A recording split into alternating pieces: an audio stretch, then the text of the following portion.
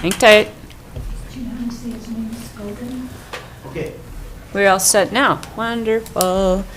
And with us tonight is Mike Roth, Michael Gary, myself, William Lovis, Craig Schulte, and Patrick Knight. Is Kim with us?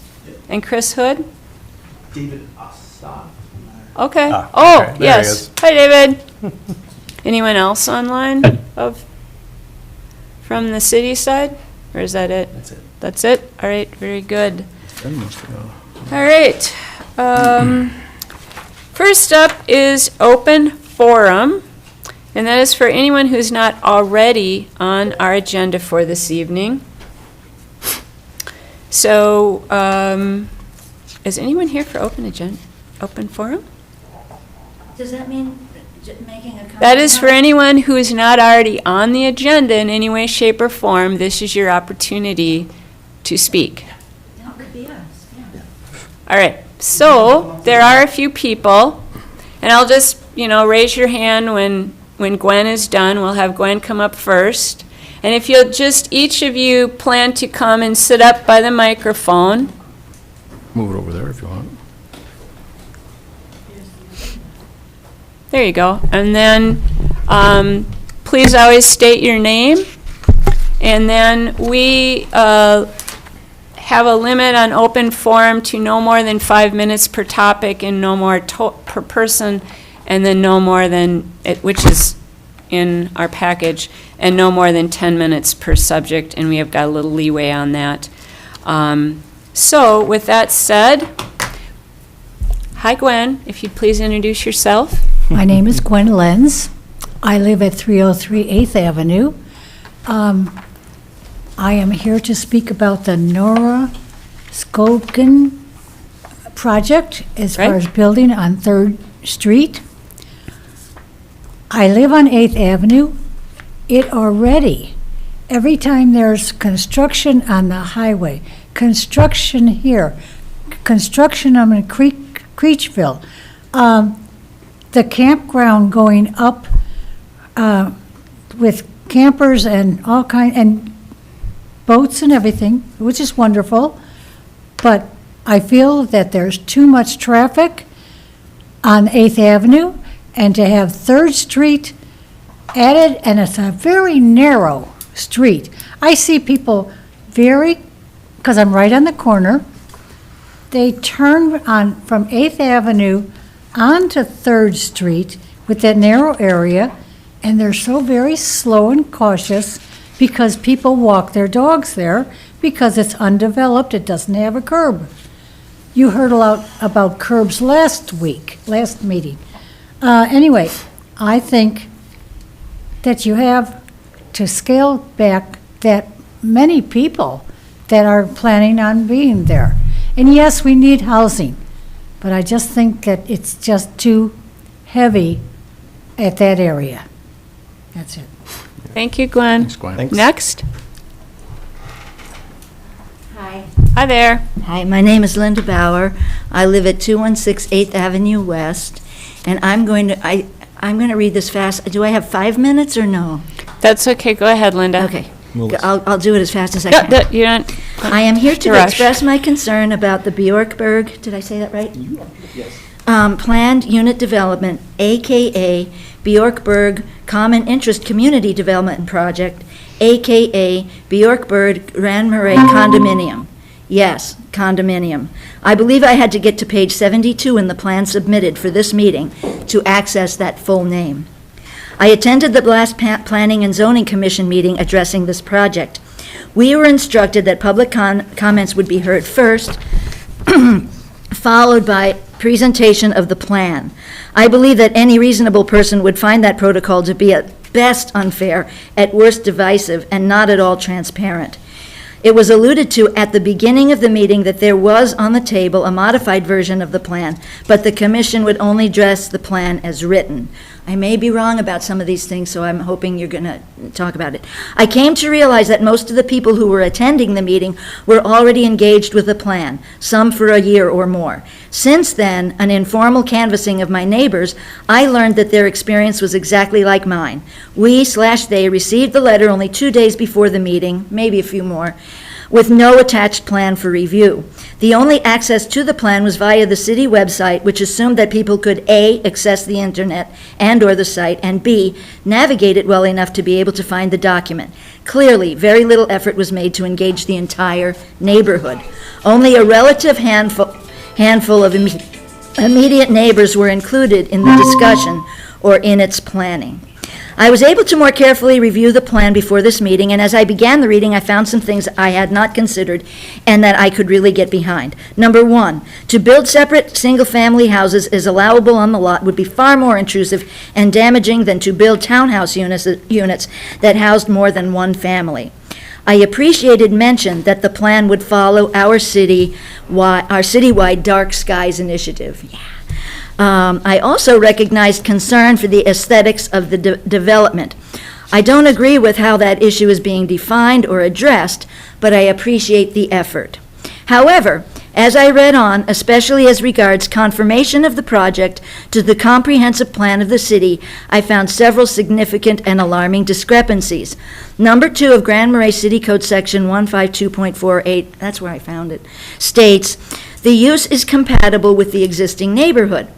There are no condominiums in our neighborhood. Yes, I am permitted to rent my home for long-term usage, which I understand is defined to be any period of a month or longer.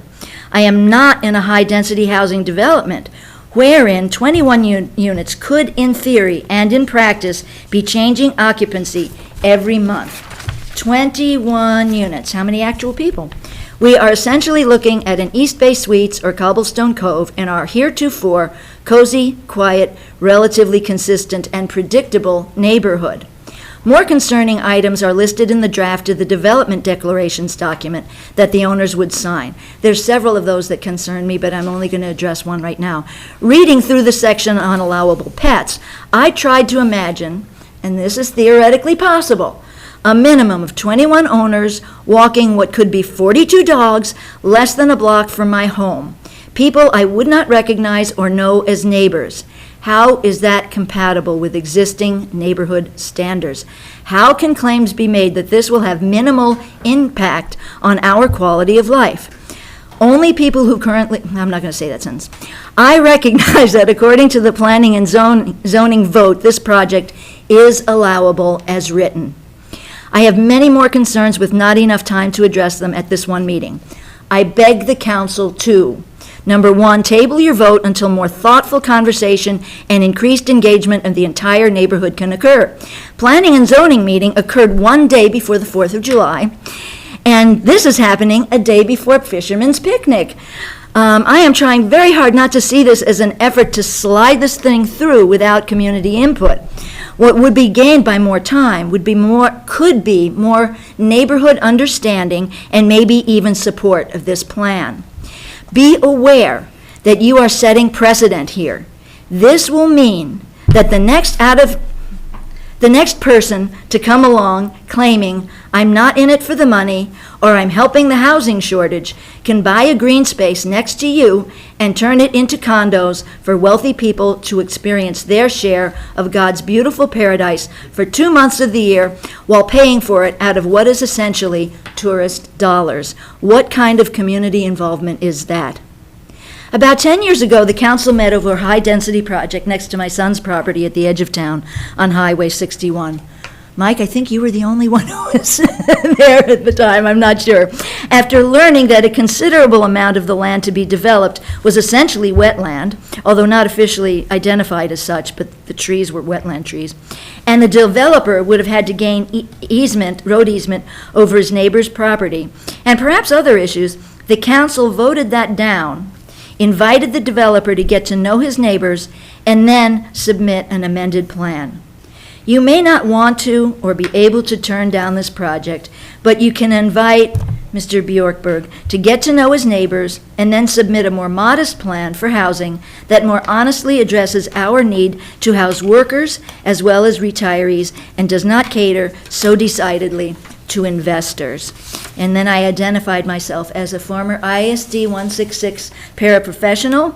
I was a waitress at Harbor Inn, and I was the executive director at the Grand Marais Art Colony, so I have deep roots in this community, even though I'm not a local. I'm now retired and hoping to be able to enjoy my retirement in the town I love and call home. Thank you, for Linda. listening. And typically, we don't respond during open forum. It is your opportunity to talk and be listened to. And I can see already we will have a couple clarifications, but if you intend to stay with us and can wait for that, we will give you a couple clarifications. All right, anyone else for open forum? Yes.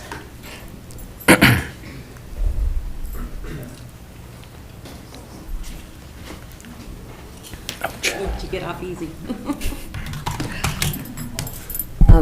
My name is Tala Markson. I've lived in this community since '99. I live on 6th Avenue, about 3 houses down from the proposed development. Some of my statement here is also questions. From what we saw in, say, Stillwater, Minnesota, in some areas in other parts of Minnesota where developments went in, there were consequences to the neighboring homes with some of the blasting and development that had to happen.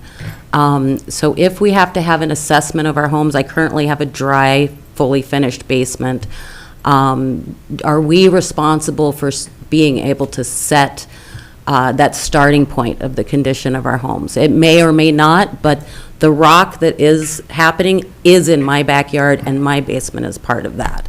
So it's not without reason to anticipate potential tremor effects from that. The other thing is, I counted it, there are 19 homes on 6th Avenue in total.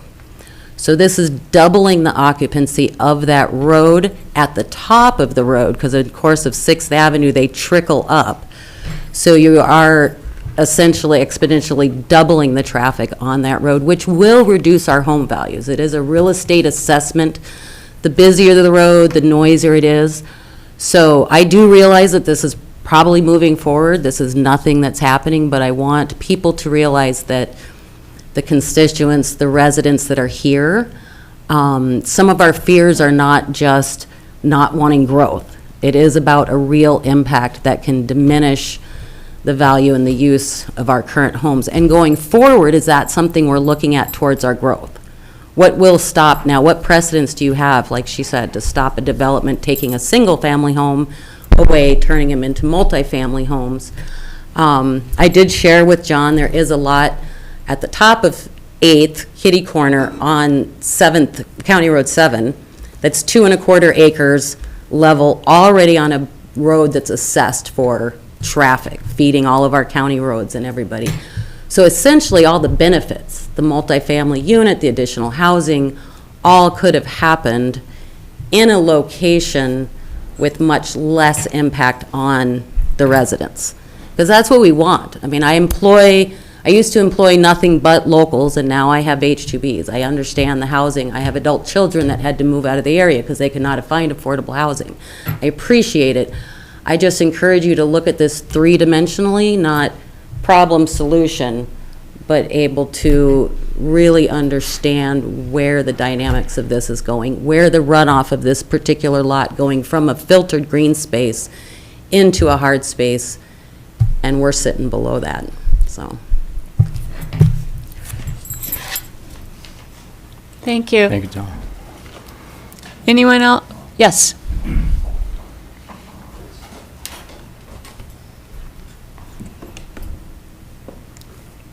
My name is Dave Walter.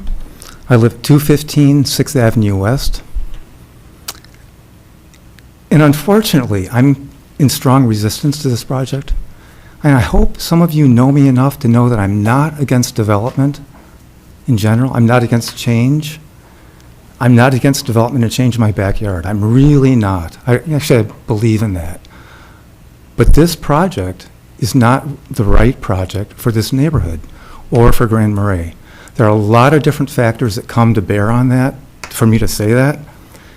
I think they come down to 3 general areas of topic. First of all, it's going to really be detrimental to our neighborhood.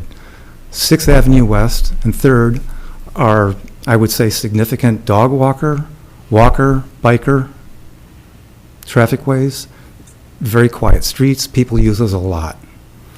It's also a quiet neighborhood, very dark, which is part of the benefit of that we like about Grand Marais, the specialness of it.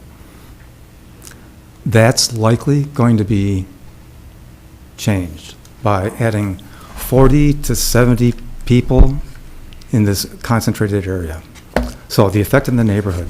Second of all, I don't see how this housing is helping the Grand Marais housing situation. I recognize there's a problem here. Many threads that bear on this problem. It's a complex issue. But I honestly don't think we need to supply housing for people that are not in the area to live. We've got that happening already. It's going to exacerbate the housing problem here. And the third general area is this project is directly counter to at least 6 policies in the comprehensive plan. Directly opposed. I just don't see how, and those policies are really thoughtful and well, they describe our situation that we need. This development goes against those. So that's what I've got to say. Thank you. Thank you. Thanks. Anyone else for open forum? Yes. And we'll save all the details stuff for later. Okay, I won't get too deep in the weeds then, I Yeah. promise. Jason Hill, Executive Director of the Cook I mean, County I HOA. hope you will join in, but I'd like to. For sure, yeah. Yeah. So if there are Yeah. questions that I can be helpful with, I'm happy to do Yeah. that. I just wanted to start by acknowledging that housing period is tough. I don't think anybody's surprised to hear that. Housing anywhere is tough. I'd say particularly here. A lot of my colleagues across the state say if you can build it in Grand Marais, Cook County, you could probably build it anywhere. Because of the conditions that some of the residents here have talked about, stormwater issues, bedrock issues, wetlands are everywhere, ubiquitous. So I just want to acknowledge that it's really difficult to see this big of a change in a community, especially if you're an immediate neighbor or you're around the area. I can't ignore that. That's absolutely the case. And I think it's important to understand that people are going to be experiencing things differently if this project moves forward. The neighborhood will change, in my opinion, hopefully for the better. So the HRA obviously is supporting this project, and in part, it's because and John can correct me later if I have the numbers slightly wrong, but the infrastructure costs are about $1 million. And part of the reason that the density is on the site is because you have to amortize those costs over as many units as you can, 1, reasonably, and 2, realistically put on a piece of property. So with site acquisition and pre-development and an infrastructure cost, we're talking about $90,000 per lot before you put a piece of 2x4 or lumber on the site. So that's the reason that the HRA has been involved, and we were fortunate to secure some IRRR funds to help with the infrastructure costs at the site, as well as some money from the county to match for that program. So I just wanted two high-level things. Was 1, to acknowledge that this is difficult, and 2, from a housing development perspective, infill development is the most sustainable, responsible, and economical way to do development in a city core. And there are not a lot of sites within Grand Marais that are, 1, available, and 2, that are big enough to do density like this. So again, acknowledging the concerns, and I just want to say the HRA, of course, is working with Bjorkberg on this project to try to make it a good project. Thank you. Thank you. Thanks, Jason. All right. Anyone else for open forum? All right, thank you all very much. Now we'll move on to our weekly update for the City Hall and Liquor Store. John Hagemiller.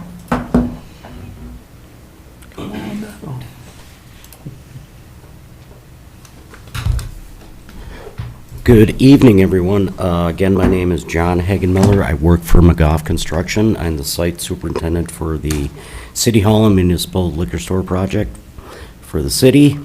Just here to give you a quick update on what is progressing in our future schedule here in the next few weeks before our next meeting.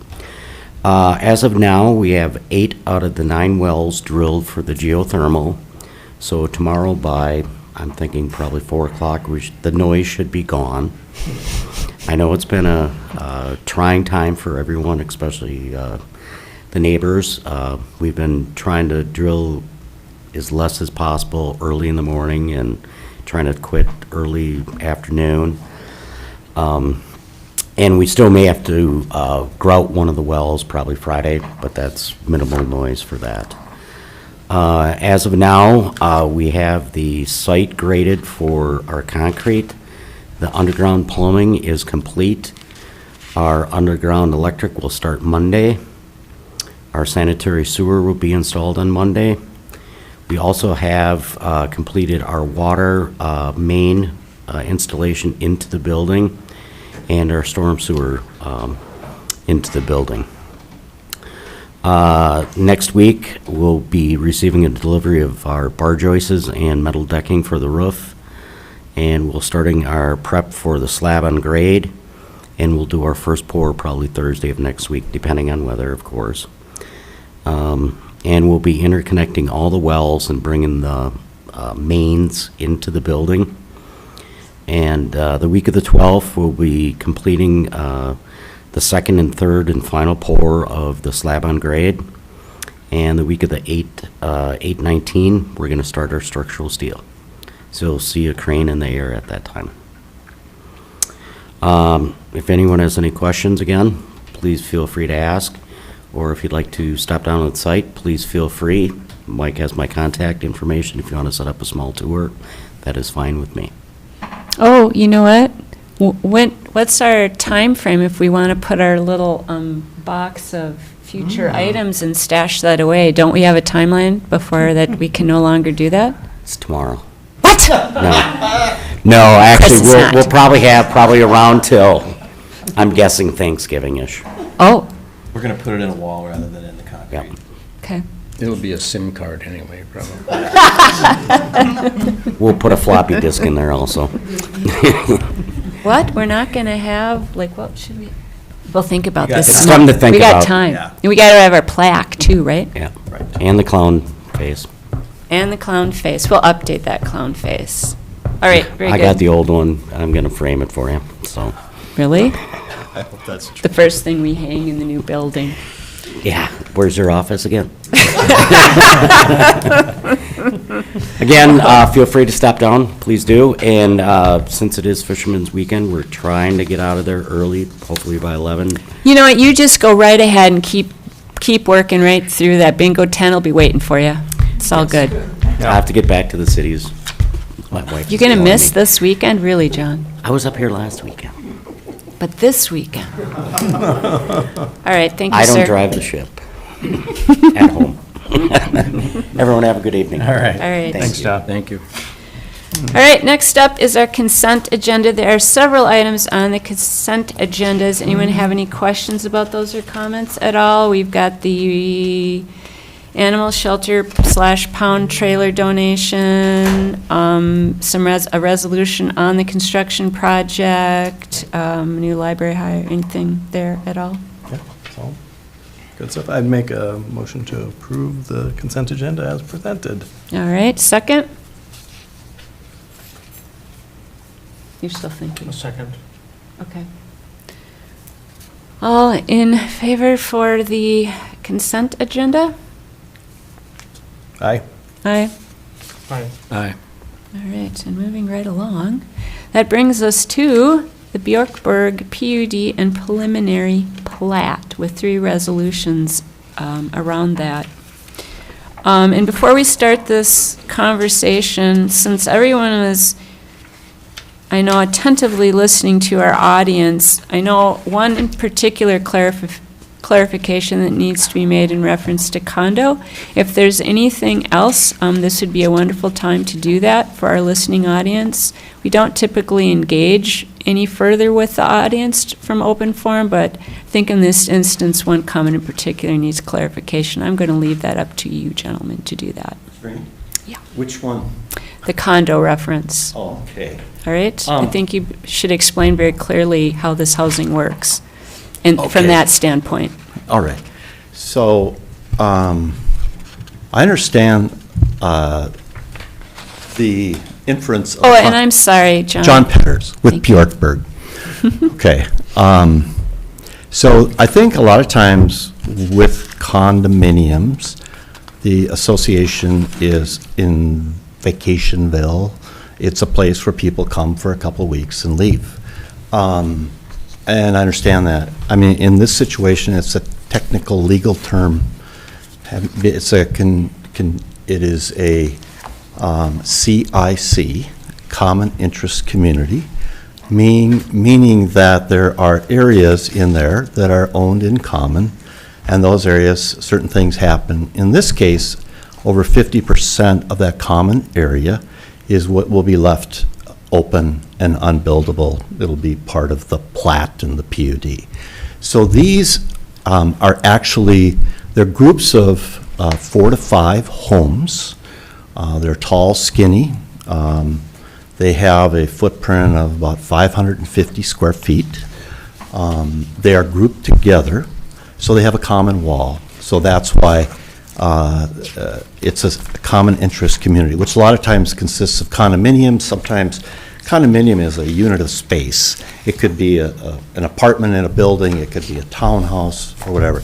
These are townhouses that have a common wall. And so that's the inference, I think, to the technical term condominium. The confusion lies in that possibly these are short-term rentals These- associated, okay. but that's what Yeah, we need that's to a big- clarify. Okay, now my understanding, first of all, if you buy a place downtown where there are some condominiums and some townhomes, that you cannot live there. Those are designed, my understanding, to be short-term rentals. In fact, one of the people that is looking at this wanted to live downtown in her place, but she can't. So these differ from that in that, one, you cannot do a short-term rental. We're restricted, first of all, by our own documents that we wanted to have, our homeowners association documents. The zoning of the city does not allow it. Zoning could change, but we also have our homeowners association, and then we have grants that we're applying for. So with the IRRB, with the HRA, we are not allowed to do short-term rentals, nor do we want to. Also, we have, I'm getting carried away beyond the definition of a condominium. So- Well, you hit the nail on the head now because that was the confusion. Okay, So, thank you. yeah, all right, thank you. So hopefully that clarified it for people. This will not be 30 day and under. These will be home ownership. So, there we go. Yep, go I ahead. just want to add one more thing to that. Part of this whole thing, and is, we're not a solution to everything. I can't help the building costs are what they are, and there's a lot that's out of my control. But one of the things in order to get assistance is to help with what the HRA and other people define as a really more important need maybe than elderly housing or whatever, is for people that live and work here. Our requirement for what right now with our plans would be 5 units are for people that are income restricted. In addition to that, they have to work here. And Jason, I believe that is what we have in our agreement with the HRA. If we don't build those, then we have to give that land back to the HRA, which is probably, over $500,000 worth of property. And it's over $90,000 a household just, to get the land and improved. So that's, I guess, the other part about fitting, part of that need. It's impossible for us to control everyone that lives there. Our goal is to have a place for people to live. I mean, that's the goal.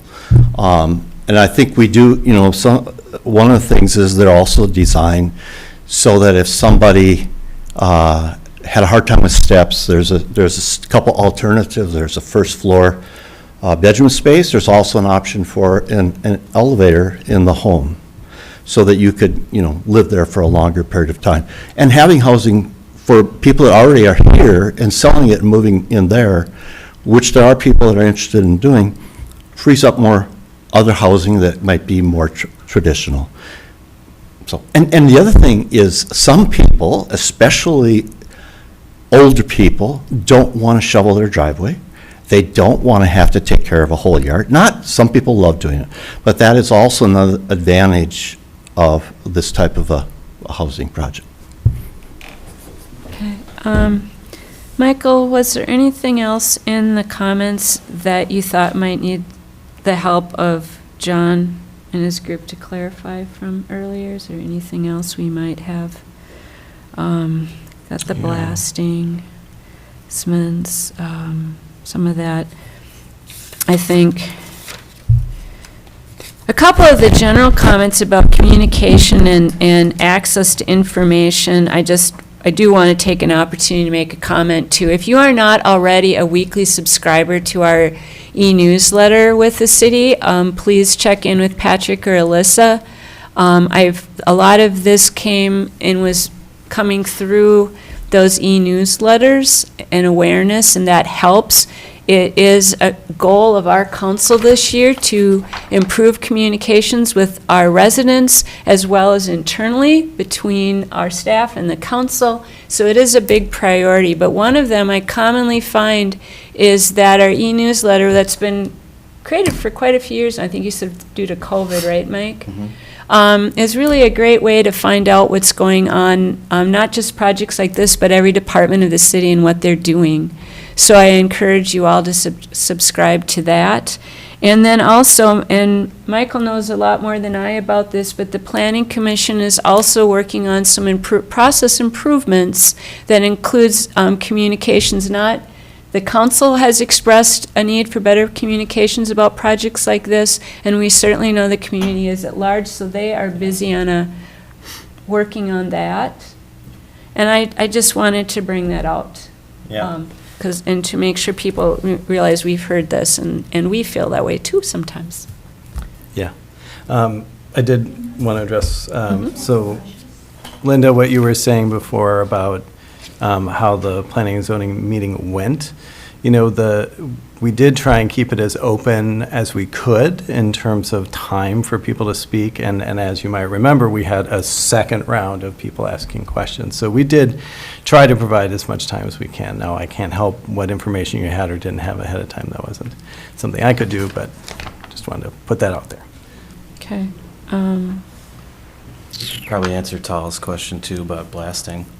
When a contractor's doing blasting in town, and we've had quite a few recently doing blasting, both sides of my house, as a matter of fact, last year, the contractor has an obligation. Their insurance company is going to require them to do a survey of properties that they think might be affected by it. And so you may or may not be a property that they think might be affected by it. But if they do, they'll offer to do that survey for you of your pre-existing conditions. And if they don't offer, then it would be up to you. What's that last part? It would, if it's not offered to you, then the contractor's insurance company doesn't perceive any risk in your property. It would be up to you then if you wanted to do that. When will we know, like, if we felt we were contacted or not, or that we fall within that? Timeline. I don't think we've got a schedule on that, but we can keep in touch on it. Okay. Yeah. One other piece that John just touched on, and I don't know if this is more of a Jason thing to quickly, or maybe the two of you together, but the last time, at least for me, that I heard about the potential of some units being for income, with income restriction, it was still a maybe. So if That's you right. if you have any updates on that, or just kind of what you know in the moment, that I think that would be helpful for all of us. Sure. I'll let John tackle the second question with the cost per unit. Mayor and council, so the development agreement between the HRA and the developer was approved last 2 weeks ago at the July HRA board meeting. In that, and John alluded to this, it stipulates there are basically 3 scenarios. One of these has to happen. Either, in the first one, the predominant thing, and actually John can speak to this too, he's already submitted a grant application to the state of Minnesota to get funds to buy down costs of housing for income-restricted households. So you can imagine the house costs what it costs to build. So if we're trying to provide that housing for income-qualified households, we've got to find the money somewhere to buy down the costs. So that's a program he can speak to. I believe it was submitted about a month ago or 3 weeks ago.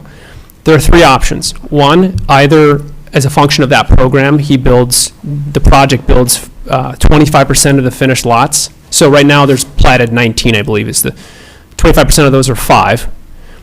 We round up, are going to be income restricted. And the state, we followed this Minnesota Housing Guidelines for homeownership. They have a program that's basically it's 115% AMI for homeownership. It's different for rentals, but for homeownership, because the costs are so high, that's the sort of benchmark they use. So they either have to build those and sell them to income qualified households, and then the HRA is involved with the income verification and making sure that we're abiding by those rules. Or, like John said, they have to give us the HRA at no cost those 5 finished lots so that the HRA can then go work with somebody to build those houses. Or they have to refund all of the public assistance that was received for the infrastructure for that project. Those are the 3 options. If they did do one of those, and there's timelines, of course, the priority is to build the houses. If that, for whatever reason, doesn't materialize by, and I have the agreement in my bag, if it doesn't materialize by X date, then one of the other 2 things has to happen. So we're trying to understand that the market can be tricky, and if things change, like interest rates go up again, like that can affect things, or the state doesn't apply, et cetera. So we're trying to build in some of those margin calls. But yeah, any other questions about that would be helpful, Mayor? Anybody else have some questions on that at all? Yeah, I have a question. I think it's, like, if you're doing income restricted, I think it's easier to probably calculate, like, if you're renting. Yeah. Right? Yep. But you're not renting, you're selling. Correct. So how do you factor in 5 townhomes that are going to be cheaper than the 14 other ones? And what is that price going to be, and how does that get determined? Or do you just sell them, or does that just buy down the whole price of the project because you're getting that grant money or IRRB money or whatever it is? Yeah, Counselor, how do you take 5? If you're building them for 300 a square foot plus $1 million land set up or whatever, if you got 470-some thousand in each unit, how do you break out 5? Well, I know you can, but then what's the price going to be? How do you determine that price? Sure. So in other words, how do you write down the cost of the income qualified households? Right. 2 ways. One is income-based means like what level of income are you talking about? You know what I'm saying? Yep. Affordability is, I guess, I don't know. I'm trying to figure out reduced price. What is that? Yes. How So does that the work? income. So like I said, the 115% is the income threshold. So obviously you have to qualify. Like if you make more than that, you're not a qualified buyer for these particular households. Okay. So that's naturally going to separate, obviously, the price points.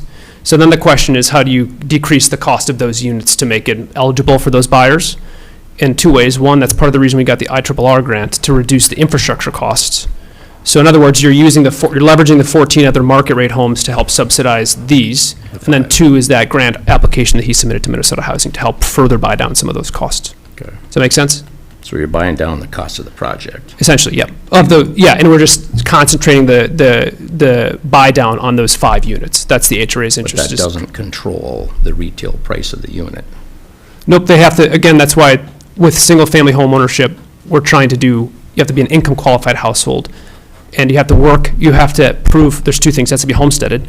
Yep. 3 things. Income-qualified, homesteaded, and then you also have to show that you're employed in Cook County. In Cook County, okay. Yep.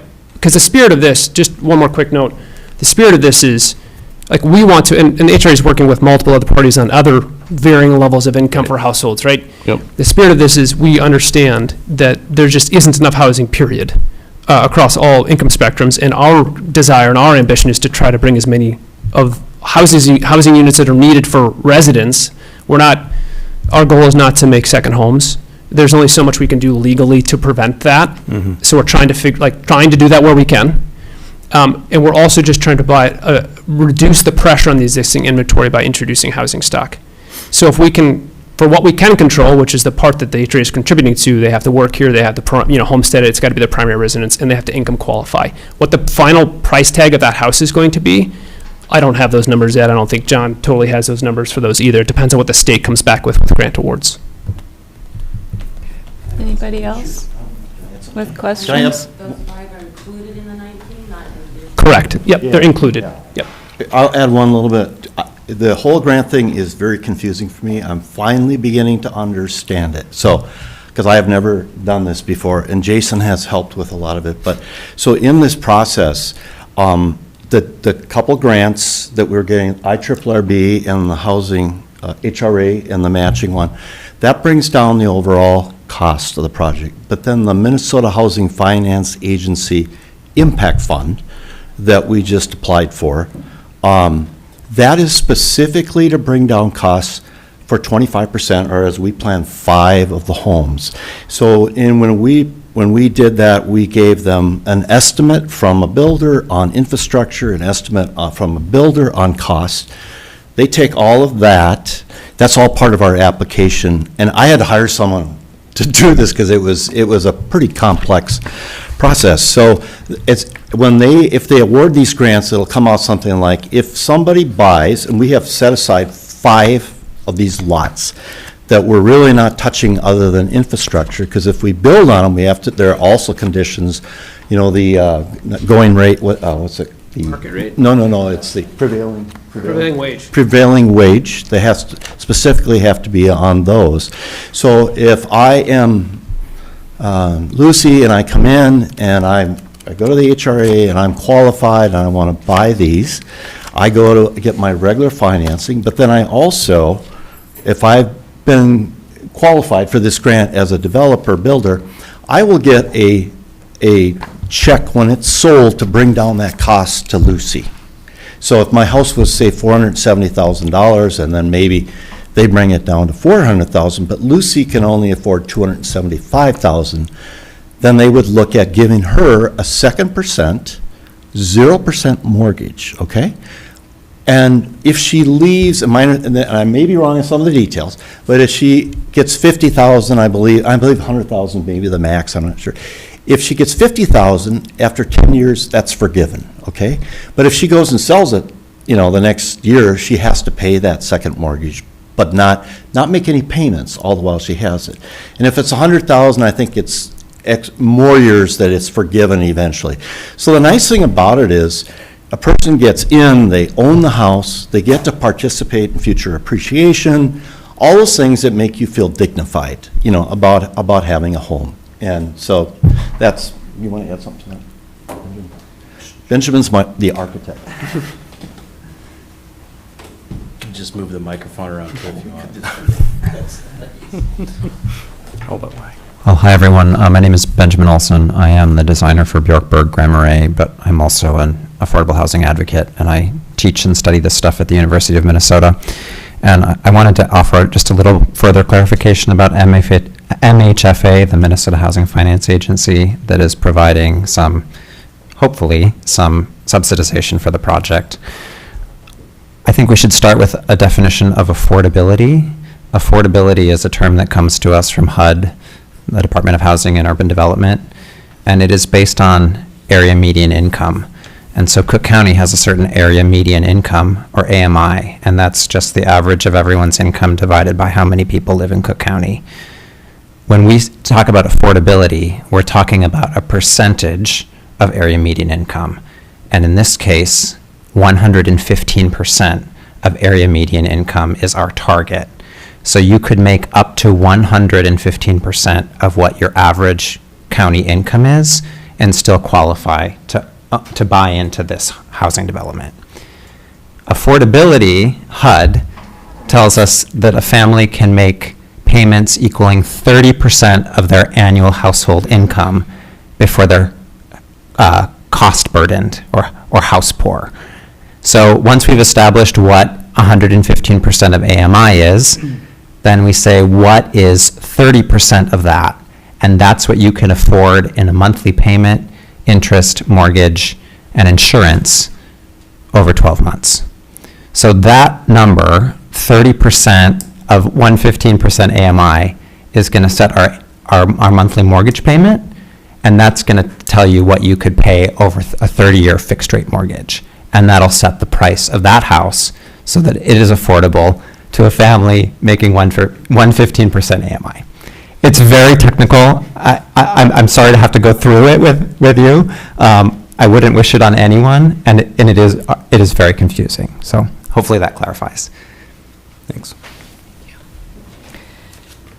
All right, I think I believe we've gone through the front. Yeah. Okay.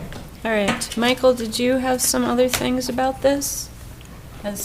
Well, I guess Commissioner? this is I've been sitting with this for a while, so I was kind of letting you guys go at it. Any questions you have? I mean, I certainly have had my opportunity and have had other people help me understand even more with their questions. And of course, I had the other commissioners to help me with that as well. One thing that did come up, and I think you probably saw that in the notes, was my own, I mean, it's not my own, but looking at our city ordinances and looking at, having the ADUs. I don't know if that struck, you guys saw that or noticed it at all, but certainly to my mind, and no, I don't mean anything bad by it, but I really don't see that ADUs could be or should be permitted in this project. And so, at least insofar as that goes, I would not be, I mean, you can read the ordinances, and I feel like it makes it really clear, but Mike thought maybe not, and so I think that even if we were to approve it, I would want to stipulate that that is not an approved use in this case. And maybe we'll make a further clarification in our rules so that that won't come up again. But No, I think it is very clear what you read in the ordinance, that the ADUs are designed for single-family homes. The difference here is that because this is a planned unit development, we grant ourselves some flexibility from the strict interpretation of our rules. okay. So it's a policy question that I think is okay for you to make, and you said how you want it to be. And there's a place now in the resolution that approves the planned unit development where we can add conditions. Yeah. And we've actually left that in here as a highlighted item, assuming that there might be others that need to be added before this is approved. Right. Craig, just some questions or thoughts about the general project? Yeah, I've got a question about the status of Third Street and what are the city's intentions of improving or not improving the main artery that's going to be accessing these 19 or 20 homes. Currently, that street is about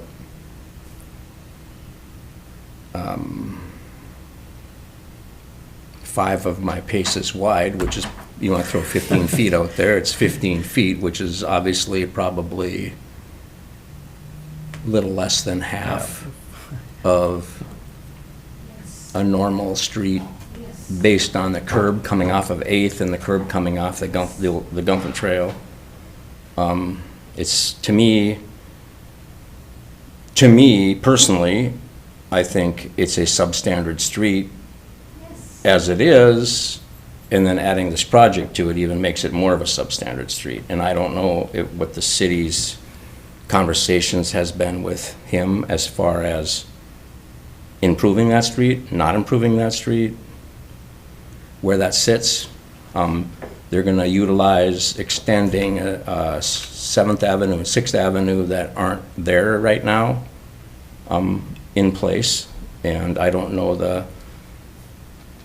the condition of how those are going to be built, if we have any control over how those streets are going to be constructed or built or maintained, or that's going to be part of your HOA fees to maintain those driveways, I would assume.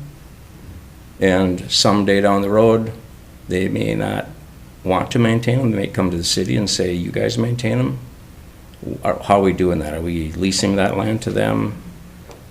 Are we selling that land to them? No, it's public right away, so we don't own it that we can sell it. It's dedicated to the public. Okay, so it's a We public... allow the use of it through a license agreement. Okay, so we'll allow the use of it through a license agreement, but do we have any control of how it gets built?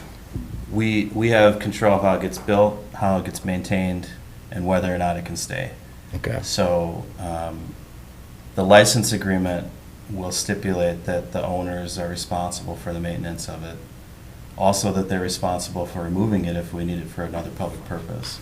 And that it remains public, although they are responsible for building it and maintaining it. It's open to the public. Okay. If it's in a public right of way. Yeah. Because looking at Sixth, I don't know if Sixth, some point in time, might want to get extended to access other land that is Yeah. available to Sixth right now, but... Which was discussed at the planning commission meeting. Yeah, I wasn't at that meeting, but I did read through it, and I did look at the map. So I guess I was concerned about the condition of Third and how that's gonna be left alone or improved. I'm also kind of concerned about the grading and removing of the current foliage on that lot. Looks like it's going to be, a lot of it's going to be removed, according to your plan. And then you can, of course, come back and replant and redo that kind of thing with landscaping. But those are the things, two things that I was concerned about. But if we're going to increase the traffic in that neighborhood, I think that a lot of people who walk and drive and use that neighborhood would feel better if we had a safer street. And lighting, that's another question on that street. At night, it's dark back in there, so I'm just kind of concerned about that kind of stuff. Yeah, and every single one of those issues has mixed opinions about them, as you can imagine. The Third Street in particular was discussed quite a bit at the Planning Commission meeting. And I think the conflict was wanting to have it be adequate to handle the traffic that's planned for it and not wanting to impact the existing neighbors with either changes to what their perceived yards are or potential assessments that they might have to pick up. So to me, I think the Planning Commission decided they didn't need to see any changes to that road. But they didn't really make that clear, and I think it's still an open question whether we would require it. When I look at the plans that they've submitted so far for the driveways in 6th and 7th Avenues, that might give us a clue as to what they think the minimum size of a road should be to handle the traffic for their development. And it's probably not that wide on 3rd Street yet. So. What do you have, 16? Your proposed road is 16 feet? I can't, these numbers are pretty small, but I'm just kind of... Yeah, and it's definitely shorter than 16, or less wide than 16 feet in a few spots on 3rd Street. Yeah. And ours is a proposed one-way sort of access. What's that? Yes, the proposed roads in Bjorkburg are 16 feet wide. Okay. Can you just grab that and bring it down to you? I want to make sure. We commonly hear that people have not been able to hear us later. So your proposed I want to make sure. road- Yes, please. The proposed private streets in Bjorkburg are 16 feet wide, Okay. which exceeds the current substandard 3rd Street in the city right away. And maybe more importantly, the proposed road in Bjorkburg is a one-way access. And Okay, that's the so other question I had. You're going to have one way in, one way out. it would be accessed from 7th and then outletted to 6th. Okay. And then Sandy Lane would be a spur with sufficient area at the end to turn around. And there's parking on the Sandy Lane side where you could pull in, K-turn, and complete your loop out of the Bjorkburg development. And I'll just say, although they have provided a lot of details engineering-wise, I mean, you've seen the packet, it's got quite a few sheets of engineering plans. Yep. They're not done yet, I don't think. There's quite a bit more thought to put into stormwater management, for instance. Our engineers haven't had a chance to finish any review that they plan on doing of the plans. And it's just early in the process right now for them to invest all the money in design. You typically get past this part of an approval before they would complete all the details of it. So I think it's an open conversation about what improvements that we're going to need to see in order to make this okay. And tonight's an opportunity for you to take a position on that if you have one. Okay. Well, I certainly agree with Third Street. I also know, as we've had conversations with other projects, and this isn't so much your project per se, but Third Street, it's more of a city issue, and surveying and where the properties already there sit, opposed to the road, is an issue. Well, to widen Third Street, Yeah, and if. most of the widening would take care of, would be on the north side of the street, according to how the curbs line up from the Gunflint to 8th. Yeah. The land to be taken on the north side to widen it. Now, I don't know what LHB is going to come up on with that, or if we have to do that, are we looking at assessing properties along there then, or is that what we're? Well, based on our initial talks about that, there isn't really a good standard for us to use for how wide that road should be. Even though we're going to significantly increase percentage-wise the number of people that are using it, the number of people that are using it is still going to be so low that most engineering standards don't really even register it. It's not low, it is high. So, I know there were still issues around property lines for people on Third Street, as there are for other things. So I think to me that's part of the survey clarification. And then I do find it hard to think that we wouldn't need some improvements on that street. It's sort of like, I have to think about this. Is that 4th Street that used to be gravel forever and eventually was paved? I mean, it's sort of like an alley, but not. And most of our streets are rather wide for very good reasons. And that one I can't even see being able to widen all that well. But I personally feel that whether it's always nice to have a nice, quiet, wooded little area to walk at night, and I don't mind the darkness, but that's a personal thing. In the meantime, sitting here with my city council hat on, I can't believe we wouldn't have to do something with Third Street if we saw this go through. So. Well, at least on the entrance and exit of this place. I mean, on 7th, 6th, I guess, would be your You mean just exit. at those intersections, you mean, where 3rd Yeah. and 6th and 3rd and 7th?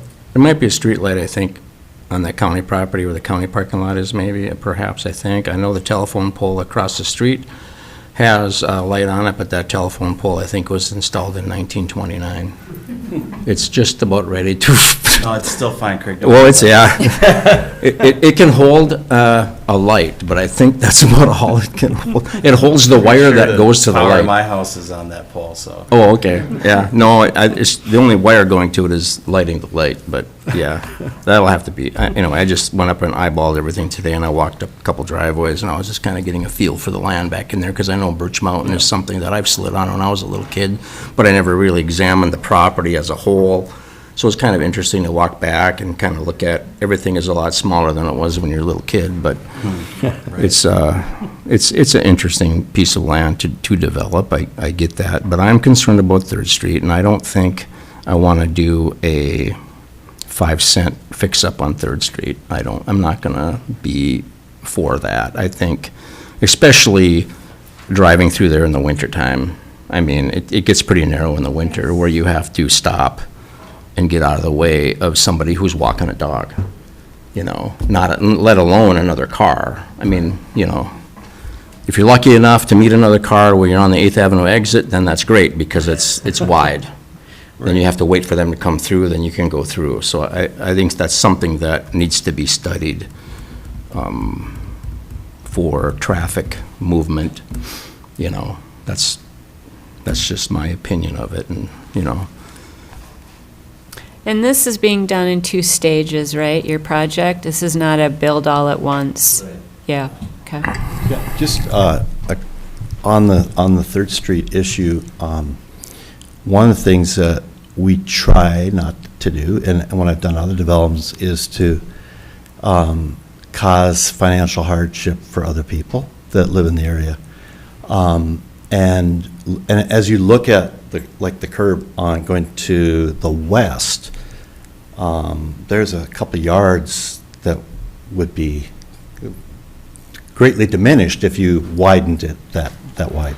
That's city right away, that's Yeah. the problem with I that. know, yeah. So I mean, I would say, one thing on 3rd Street is if you do a plan on that and at some point decide, well, we need to improve 3rd Street, we would not be opposed to being assessed for an improvement there, I wouldn't want to see the project being in the financial,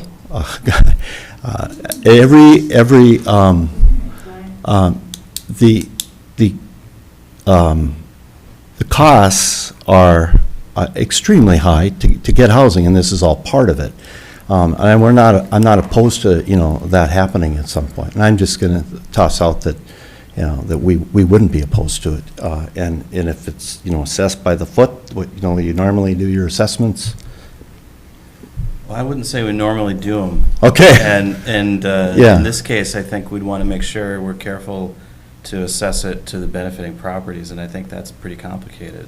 Yeah, I would I mean, imagine. clearly, all of the properties you're planning on building are benefited, in my mind. Then the question is, what of the not undeveloped properties that are also adjacent to that Right. road? And then we're right back to the question of, have we created a financial hardship on somebody that didn't have Yep. anything to do with this project? Right, no, I don't have a simple answer to it. The other thing I was gonna say about 6th Avenue, if you go north on that, we'd love to have a road going up.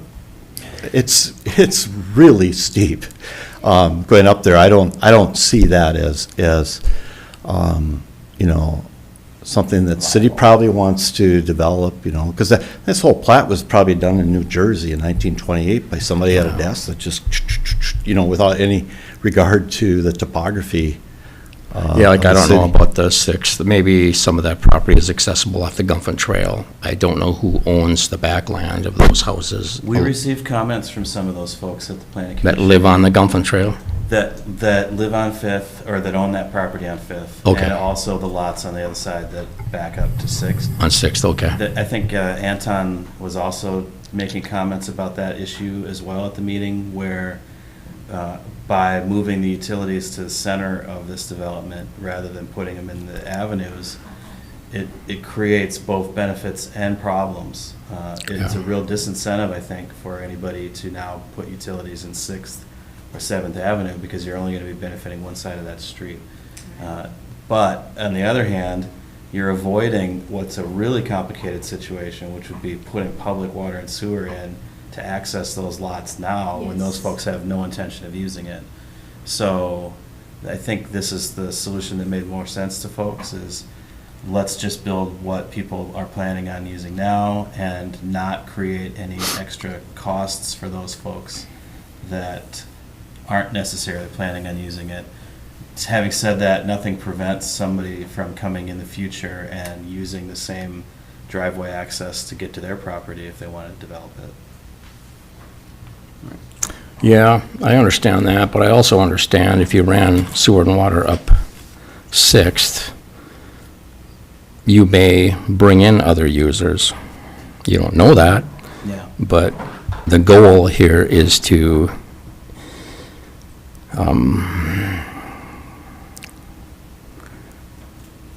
hook up these lots that are within the city that are hard to access and have been difficult to manipulate the process of getting water to them. So I guess that's kind of how I look at it.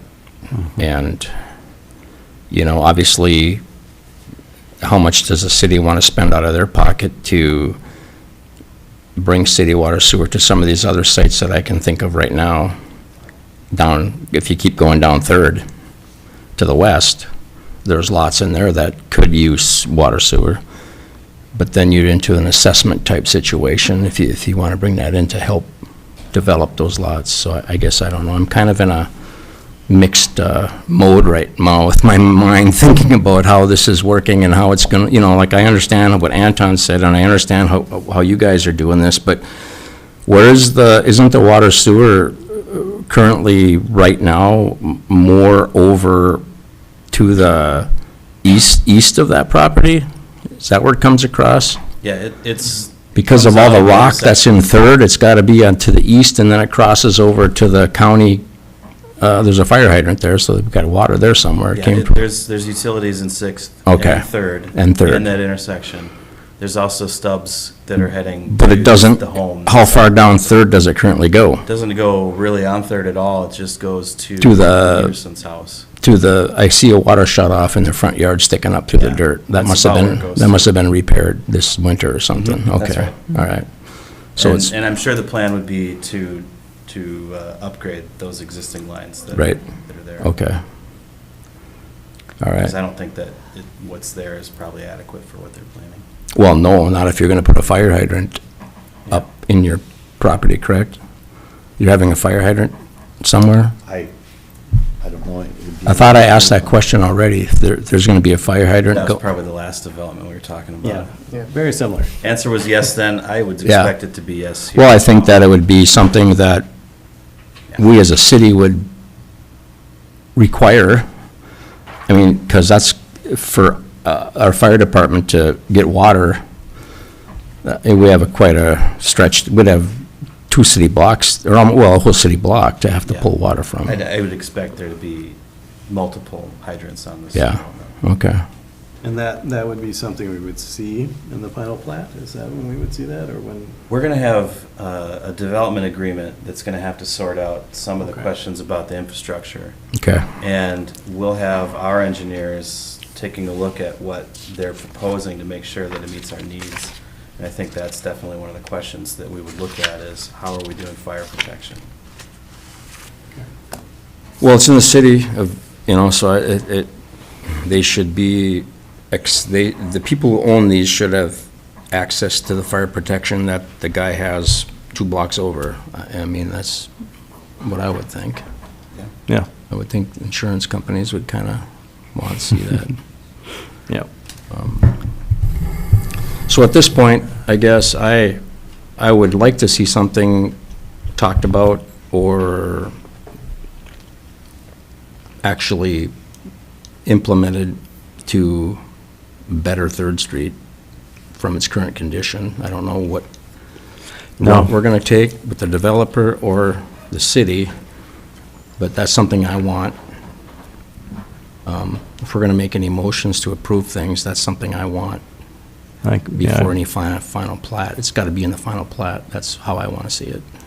Yeah, and I would agree, I feel like it's something that should be done anyway, but Yeah, in but it this doesn't mean case- it's going to get done. No, I know, that's true. There's I've only been so much through this money and enough to whatever. know that, Yeah, but especially if this goes, we're going to want to do something there.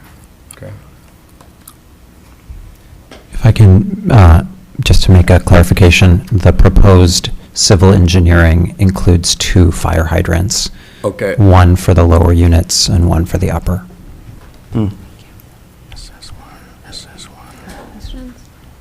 Oh, I have concerns also. There's 3 there, yeah. I think the width of Third is well established if you look to the west and the east. There's no mystery there. And I think that some places aren't appropriate for intensive development. And I think it's concerning that I haven't heard a single person, other than the proponents of this, say it's a good idea. And it's loaded with citizens who are concerned, like Julie Joines Carlson had a letter a while back voicing the same things. Access, intensive development, all that stuff.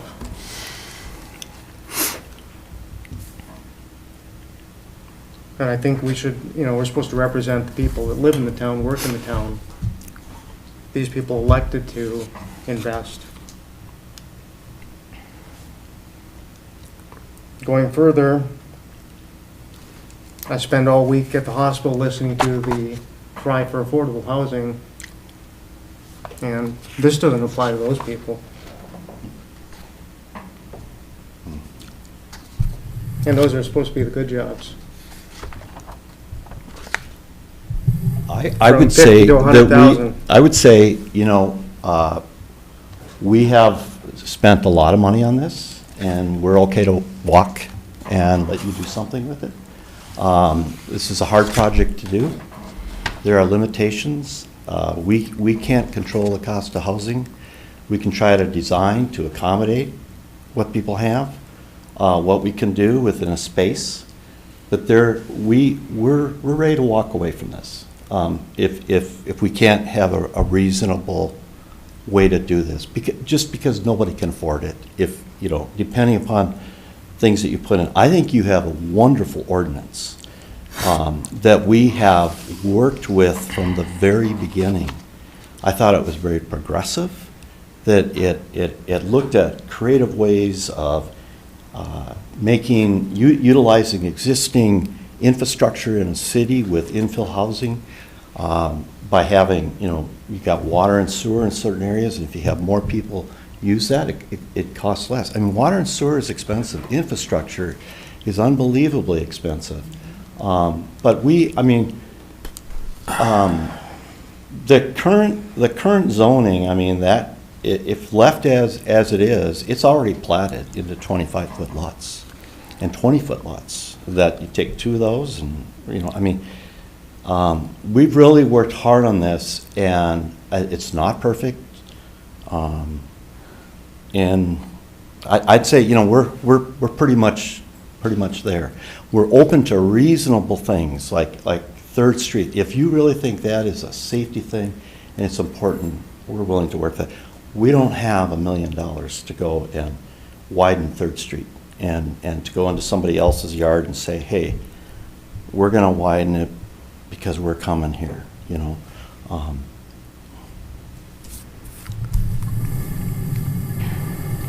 Well, you wouldn't have to bear the burden of the bad news, technically, because it's city right-of-way. And whoever has a house there or is parking there right now, like I have a street like that right below me. And that was condemned halfway on the east end, and they didn't condemn the west end, but the same thing happens there because there's just two houses there and there's nowhere to go once you get in there. So, that's kind of, it's not like this street where it's paved and you can drive through it. 3rd Street, right now, in my opinion, it's low use. Therefore, it functions the way it functions right now, even though it's probably not the safest road to drive on because it's low use. Other than when we were doing the highway improvement job for 2-3 years, 8th Avenue was crazy. Well, then nobody living on our neighborhood went down to the highway. We went north and cut across on 7, or we cut across on 3rd. So, if you increase traffic there, I think we got to make it safer. That's all I think. That's how I feel about it. There's other questions I have about this too, but that's one question that right away, when I saw this, I thought, man, we got to do something with 3rd Street. That's kind of how I was approaching it. And I know it's rocky, and there's a lot of stuff in there. There's no utilities in there, and the reason why is because it's all rock.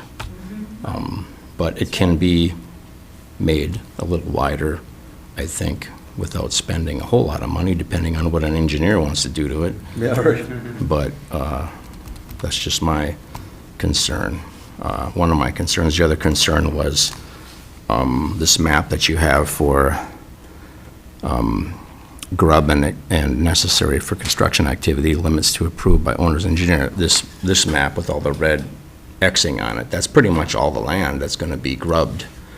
So I'm concerned about what are you going to do with green space when you're done with that and you build you're going to put in grass, plant more mature trees rather than little trees, these kinds of things, because, I was sitting here when we started a climate action plan, and the reason why that got started was because a bunch of people came to a meeting and said, we don't have enough green space in Grand Marais.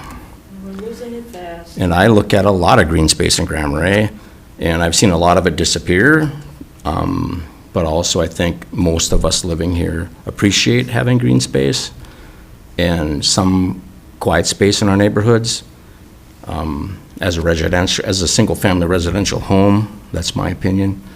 So I think those things are kind of touchy topics for everybody to argue or agree on or disagree on. But that was the other concern I had, is how that's going to be handled with this development, so. Is that a question? Anyway. Is that a question? How will it be handled? What's that? Is that a question?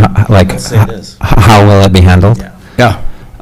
Yeah, construction is destructive, and Well, I know it's destructive, but I also know all this other stuff comes in at the end of a development certainly, when most people are usually out of money. certainly. And I'm concerned about getting the job done. Not, you know what I'm saying? That is I know you got to sell stuff, and you got to get your units moving, and you got to get some capital going, you got to get some income coming, and I get that. So I would hate to see somebody run out of money, and then we're looking at a big pile of dirt, And I don't think an owner would want that either, so I'm sure there's contracts that you have to sign with people and what you're going to guarantee for them and do for them, and the owner's contract, so. Anyway, the construction phase is kind of an interesting thing, too. There's going to be a lot of traffic for that, and egress and exiting and going in When the I listen- neighborhood, so that's just my concern. When I listen to the concerns that you're discussing tonight, I think they're common to all construction projects. Yeah. And the fact is that if you wish to increase the stock of housing, period, you're going to have to undertake construction projects. And so these concerns are going to be applicable for any sort of development and growth. I think the question we want to answer is, do we want 20 units of owner-occupied housing in Grand Marais, 15 at market rate, whatever that is, given extraordinary construction difficulties and costs, and 5 that are income qualified and reserved for people who live and work here, which is not to say the other 15 are not for people who live and work here. We just can't guarantee that. So that's really the question for me tonight, and that's what got me excited about being part of this project. As an architectural design service provider, I have opportunities to work on all sorts of projects, and my profession has largely bent to the will of the highest bidder. If you look at the number of building permits that have been pulled in Grand Marais and probably Cook County over the last 20 years, they're all high-end single-family residential homes, and many of them designed by architects. And the fact is that we're just not building single-family sort of starter homes. We're not building single-family units in the community. When you do it one by one or 2 by 2, it doesn't work, and it hasn't worked for 20 years, and I think it's wishful thinking to say that it's going to magically happen if we have the perfect site or we have the perfect street access. And so I'm encouraging us to think about 20 units on the table here, 15 market rate, 5 income qualified, that are ready to teed up, ready to break ground this fall. And that could be a real dent in a community and in a county that is thousands of units short.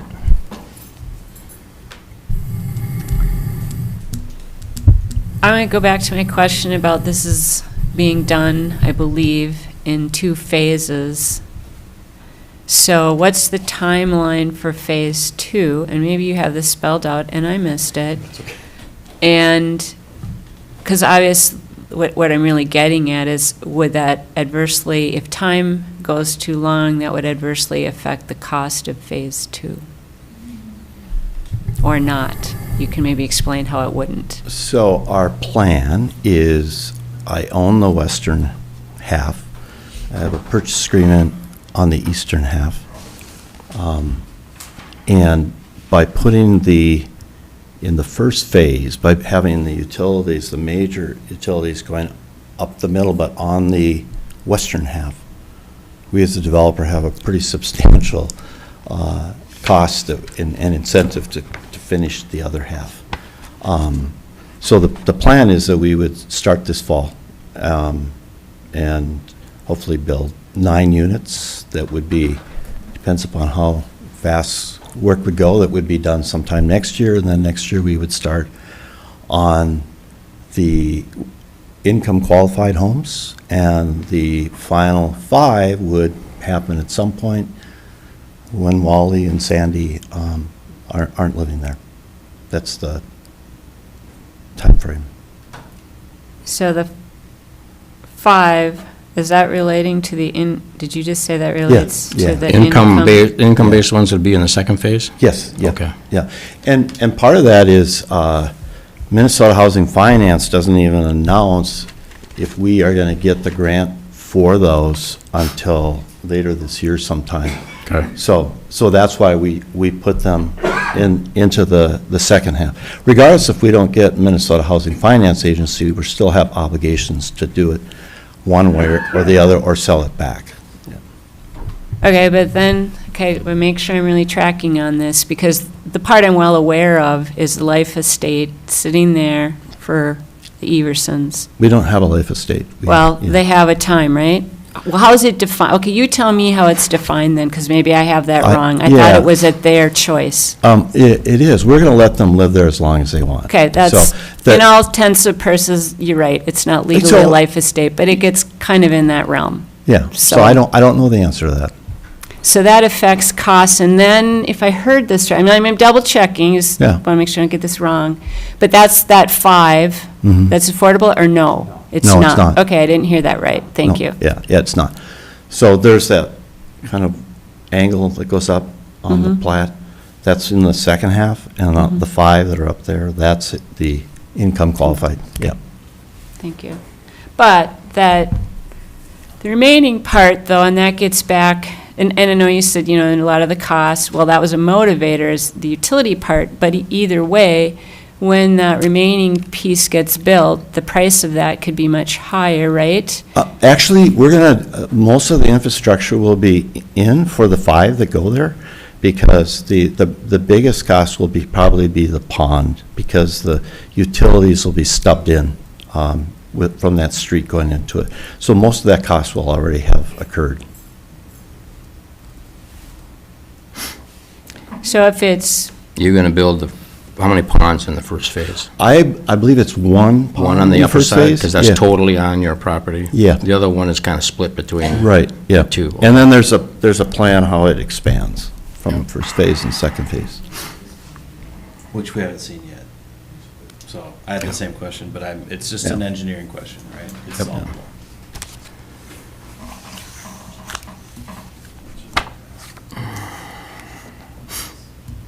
so the final properties that would be built at some unknown time in the future, let's just say, it could be 10 years from now. That works for you and your budget, but it also means we don't know where those properties sit as far as cost to build. I mean, other than, like you said, a lot of the infrastructure's built, but I would say those would be the most attractive lots to build on as a developer, because most of our costs are already going to be in it.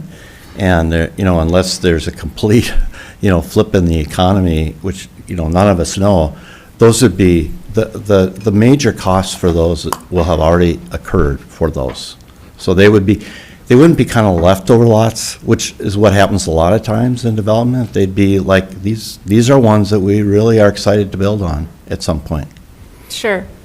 So what you're saying is you've already absorbed that cost, and indirectly what you're saying is Right. you've already absorbed that cost, so Yep. then the ultimate build, and you're not going to try to recoup that portion of the cost when those people come and potentially. Well, yeah, buy we would try to it. recoup it. I mean, we just would have spent it already, so. Yeah. Yeah. So Okay. if infrastructure is $50,000 a lot, we will have probably spent 40,000 of it already, so, yeah. Does that make sense?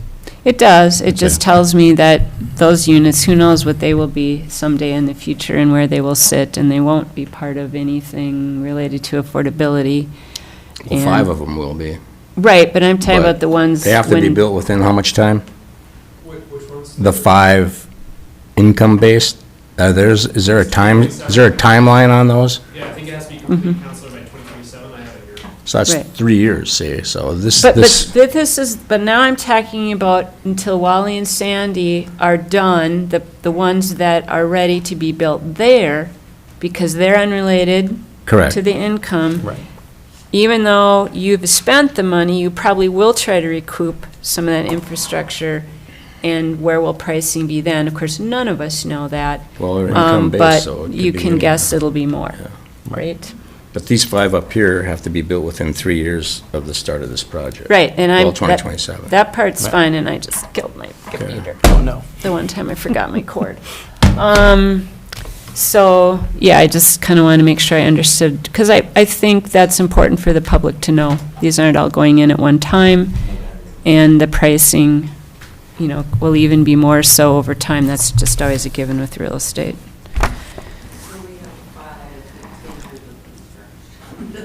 So, any other? Mike, did you have any comments you wanted to make as well? This is an evening of good discussion for the council. I think we've covered all the issues that the planning commission got to spend some time on. I just note that they're all citizens of the community too, and they did vote unanimously to recommend approval of this. And then the rest of my comments will be about the approval process when you're ready to talk about that. Okay. So I'm looking at lots of yellow marks, which means there's still time for comment and discussion on some of the details, such as the ADUs and Third Street and other pieces. Anyone in particular someone would like to alert me to, besides these two that are of potential? Those are the two I noted Yeah. of your conversation tonight. I think we also included a few other things that we tried to mine out of the planning commission's conversation. But if we're going to talk about approval process, we have to start with a different step. Because the preliminary plat is sitting on top of an existing platted block that includes a public right-of-way for an alley that we will be vacating if we approve this preliminary plat. We actually have to do a separate action to vacate that alley. And also take comments from the public about that question. So that's the first resolution that's in your packet, is dealing with the vacation of the alley. Before we take that up, I'll just continue to explain the rest of the approval process. The next resolution that's in your packet is the conditional use permit, which is the approval of the planned unit development. So that's the resolution that I think you can put conditions in, such as we want to see plans for the improvement of Third Street, or whichever else you want to come up with, and we've got a number in here already as well. And then there's a third resolution, which is approving the preliminary plat itself. So in order to get to the end of this conversation, all three of those things need to be dealt with tonight, or pushed on to whenever you want to deal with them.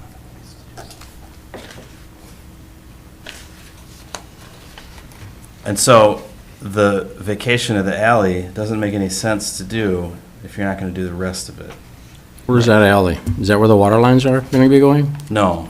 So the alley runs, Right up the the plat for middle. Third Street Oh, I know. is the original. It's further over towards, If you remember that Third Street was originally the main road into town, the lots that are platted on Third Street as it runs through town run north-south and have their narrow face on Third Street itself, and then there's an alley that goes above that first row of lots running east to west between 6th Avenue and 7th Avenue on this block. Of course, we're calling it an alley, but it's not. It doesn't exist. on the It's- north end of 6 and 7. It's It's in between 6th Avenue and 7th Avenue. Okay. Above 3rd Street and below 4th Street. Above 3rd Street. Yeah. Okay. Yeah. Is there any utilities in there? Do we have any power lines There's in there? nothing at all in there. We're not using it. Okay. So the resolution that would approve the vacation of that alley includes findings that you need to make in order to vacate any public right-of-way. That's the most important question is, are we using it? And if so, what, we probably wouldn't vacate it. In this case, it's completely it's undeveloped entirely. So if you're thinking about existing trails in the area, which I believe, Gwen, you're thinking about, there's a nice trail and even a driveway running north and south on 7th Avenue. And that's not at all what we're talking about here. Right. The alley is just on a map. It doesn't exist in the real world.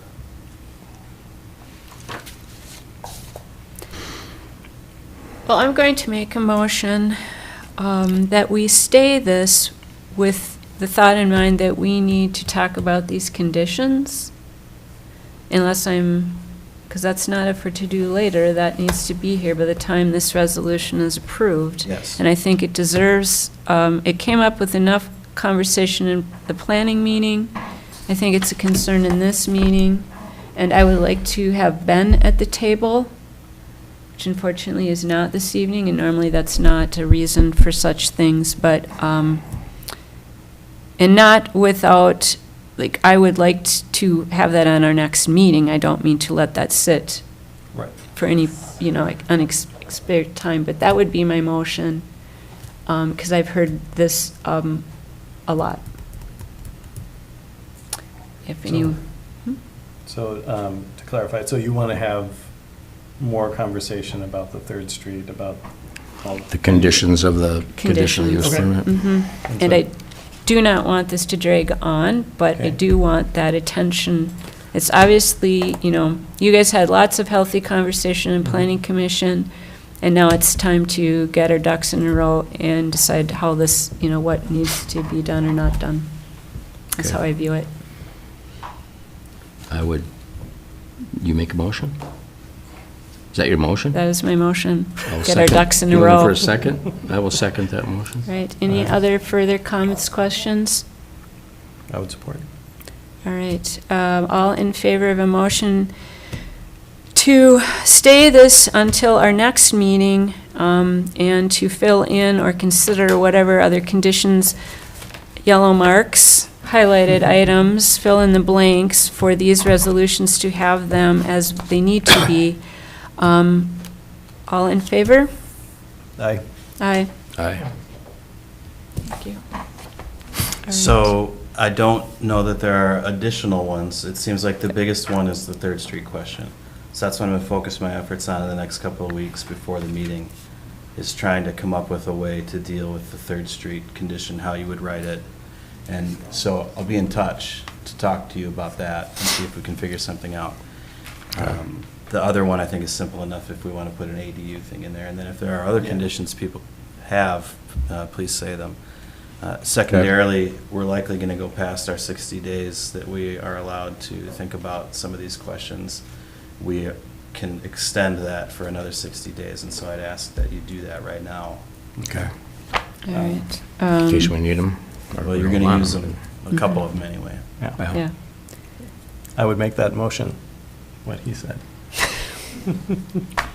To extend. To extend for 60 For an additional days. 60 days, yeah. This, and is it, which piece of this are we extending? Is it the whole, Conditional use permit. All 3 pieces, yeah. all 3 pieces?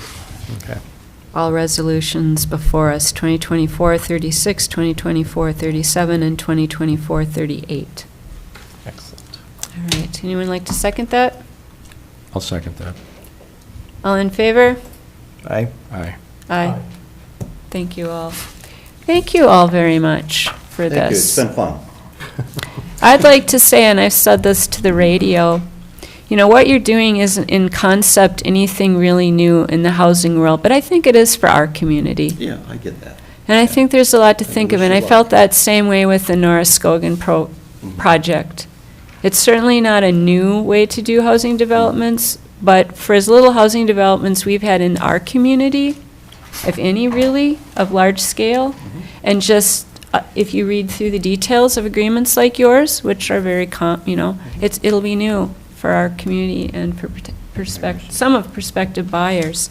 So thank you, and thank you, Jason Hale, as well, for being back there and making sure everything's going along too. This is a lot of learning for us. All right, and could it get even better? Next up is the Cook County Cannabis Ordinance Draft, and that's a whole bunch of other unknowns. Yeah, a lot of unknowns in that one. And now I won't be showing anybody anything on my computer, like I hoped to tonight, but that's okay. Yeah, we have. But you got plugged in. We got more, you probably saw that, we got more information from the cannabis folks today. You saw that from the stage. Take a quick minute and. Is this a colored copy, is that why, or is this an actual? She started talking about, Okay, thank you. she started talking about Tony, his mom and dad. What did I write? Stick around for the cannabis conversation, Gwen? Why not? Why not? You know, I'm too old to care. He's already been telling. So I have a question. A lot of it is because of this 3-year deal. They don't wanna, Talk a little louder if they can't build or these, closer to they the can't build these, this ain't gonna microphone. Okay. Sure. For us cost us old through the people. roof. I got my Cost us hearing aid already in, but I still can't hear. around 10 million, Sorry about that, Gwen. I know, I know, I thought I'd just which mention puts it. it at. I appreciate it. 470-some thousand per unit. Take care. Glad you were here. Just to get the cannabis conversation started, this whole thing is changing daily, as it needs to. This department of the state is building itself quickly. And right now, they're immersed with the social equity applicants. And if we look at a retail license of the only 150 licenses available, 75 is targeted for them and 75 for remaining. If you caught the WTIP interview or read about it, I think it feels a little confusing. Social equity applicants will not be licensed before anybody else, and they will simply go into the lottery like everybody else. They're just being vetted more thoroughly because they're viewed as people who will have more difficulty getting financing and capital in ours. That gives them a chance to have sort of a stamp of approval and better opportunity. But they will go into the pool like everybody else. Now, there's still a lot that needs to be clarified and work done before licensing for anything can begin. And one of those is the rulemaking. And so the state legislature does its bit, but then it has to be interpreted and turned into rules, and that's what they're working on. And if you haven't subscribed to their newsletters or their email chain list, please do. Today at about 4 or 5 o'clock this afternoon, I got handed the first draft of the rulemaking. And I barely had time to read it, and it still wasn't really all that detailed. It already contradicted some of the things that are sitting on their website and in the local government handy-dandy guide for things like ordinances. So, we're all along for the ride on this. I think they're doing a great job, but there's still lots of details. Initially, there were a couple things, we've been talking about this for over a year, and the first thing we really focused on was just an ordinance to make sure all whatever didn't break loose during Fisherman's Picnic last year. Right. And then there was that whole cannabis event thing, which I tried to kind of summarize, and then it's come up again. And I think after reading and studying and realizing they are a thing and they're more common than I realized, I looked at a calendar of them and I can see they're a great marketing tool. I do think, and Mike and I have talked about this multiple times, I do think the city needs to package up, depending how we view it, and make that something someone can go to our website, because right now it's really local ordinances until the rulemaking is done by the state and they're done with all their licensing. So it's really sits with us locally, if there's any cannabis events, to provide them the structure and what's required and where they can and can't be, and the whole kit and caboodle. And typically, those involve a committed space where if people want to get together and smoke, they can. And so in that sense, and of course, they're governed by the Clean Air Act, but outside space, I think it's up to us to spend, this is my personal thought, and to encourage all of us that we need to get that packaged and ready. And the second part is we talked about a potential municipal, maybe city, county store. I was going to say joint again, but I'm done with that joke. And Dave Mills wanted to lead that. We didn't hear anything now, and you may have noticed just within the last day or two, he put on social media a post asking for comments and thoughts about potentially doing that, but has never really organized a meeting with the city to sit down and think about it. So I'm a little about that, because I would have preferred a conversation as we had planned. And then third, we have this draft ordinance, which the department gave us, and which we've had some conversation with, and our county attorney is putting in front of us. But because I still really don't know how the county views this, I'm a little now more apprehensive about a joint till we know how the county views, which we will know shortly. They're going to have their meetings. But I really don't know. Dave Mills has been their only real representative, and I haven't heard anything other than we should take it slow, which isn't really let me know. I noticed in there, Molly said 14, if we pair it by liquor license, there's 14. But here's the other catch. So when I went to the League of Minnesota Cities conference, it was the OCM that spoke in one of the sessions I went to, and the nice woman offered her personal email address. So I took advantage of it a couple days ago. And I said, hey, how does this lottery really work? There's only 150, and there's 87 counties. That means when you're looking based on population, not everyone's going to be able to get their population quota, or maybe even get the quota period of 1. And so she clarified what's kind of there in bits or pieces, but I thought maybe it was coming out in rulemaking. There is no residency requirement for an owner or potential retailer. So you don't have to be a county or city resident to apply for and open up a retail operation, or a mezzo or a micro, whatever. So that's part of it. There is no geographical part to the lottery either. So there's nothing in there that says that, 87 of them couldn't end up, or I'm sorry, 87, that's the counties, 150 get drawn from people in the metro. I mean, there's no way they're dispersing these to say, oh, Cook County, you're going to at least get 1 out of this lottery. So think about it. I could be, okay, so right now, a lot of people are assuming we've got these few people who want to have a license. They think they're going to get one. They know there's a lottery, and they probably live here and want to operate here. But how many other people could say, I have a license, and I'm going to strategically see where I could take it that might make sense? And if we're all about promoting local businesses, we've set up a lot of risk for them. To me, if we say, oh, we're going to have 14 or unlimited, because someone could come in and get a foothold, and that would be it. And it won't be for 2 years before the state is going to review this whole practice. And it may be potentially increase license numbers, which makes sense. They're going to kind of let it see how it rides. But in the meantime, what if somebody just comes in, brings their license, and says, here, I'm going to set up shop here, and no one from Cook County actually gets a draw out of the lottery?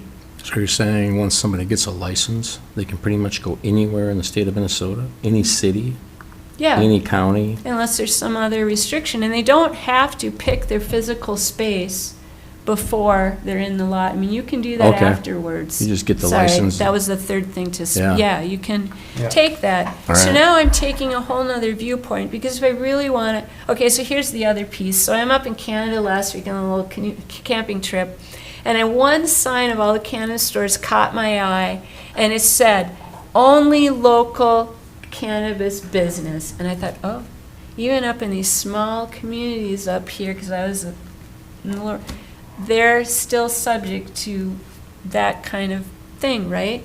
I mean, right now, being all the federal restrictions, you got to be pretty sharp to know how you're going to navigate the finances, because you can't use a credit card and a lot of banking restrictions.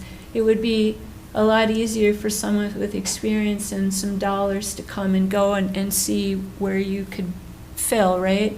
Oh, I could say, look, they didn't even get a local, no one locally got a, you could assess who got what in the lottery game, and some people are more mobile than others. So that's my big concern, and I can forward all this. I sent it to Mike and Molly, and I think James Yorkie. We have a meeting of our cannabis group next Tuesday, I believe. I think that's right, or is it the Tuesday after? You sent it to Pat, too. Yeah, well, and last week, did I send last week's from that? Well, So anyways, so I'm kind of, I just wanted to spit that all out. I was going to try to give you guys something to show you to look at. Who can get a license? Well, LLCs, corporations, I mean, Yeah, I don't can they think s- resell this thing to somebody else? Can they No, have different they're- ownerships in it? It's a single person that gets the there license. you're right, there is some multiple ownership options. There's some percentages in there. When they start with their definitions of retail operation, a retail license is for somebody that's operating one facility. And then if you have multiple retail facilities that you're operating, it starts to get into the other micro business, mezzo business Yeah. licenses. I don't know that we know the clear answers to the questions you're asking yet, Craig. Which I think is one of Tracy's points, is they're still developing their rules about who gets a license and what the qualifications are. The statutes are done, that's clear, but now they have to make the License rules. people, yeah. Yeah, Yeah. and so I want to say, and I can't pull it up right now, but in the guide for cities, I believe they said, or it's on their website, that one license could have, of retail, because remember, there's all these licenses. right. So I'm just gonna retail. I thought it was 3 locations with one license, and now I think what that's a came. micro business. Okay, and the rulemaking that I glanced at before I left today said one operation per license, and that was like, okay, what is it? Like also I'm uncertain about that. And either micro or mezzo is not under the lottery. I believe that's right. You can probably pull up that definition page. And we haven't really focused on micro and mezzo because that includes growing and manufacturing too, Yeah. not just retail. And I don't know what locally, if people have that as a plan or not. Right. But I am sort of like really thinking, oh, and that's another thing. These events, I'm sorry to switch gears, that's also a license as well you apply for and pay money to be an event organizer. Has to be done by a licensed organizer, which is probably a good thing, but whatever. I'm curious how they've already had events if they haven't created the process to get event organizer licenses. Right. Well, because they can do that just like they haven't totally, once everything gets organized, those low potency people have to do a lot more than they're doing right now. All they had to do is voluntarily register. But Right. once this gets into, then they have to get a license and go through more of a process as well. So I think that's part of it. And they say in there that right now, if you want to hold an event, you really need to go to wherever you're locally going to hold that event and go by their rules until such time as they get better prepared with the rules. And so I know Mike and I talked, at first like, I don't think there'll be that much, but I went and looked at the calendar in Minneapolis, and there are a few. And of course, it fits for breweries because they're busy already bottling and creating gummies. It's an easy thing for them to manufacture. So like Bent Paddle, this is year number 2 and they just had their event.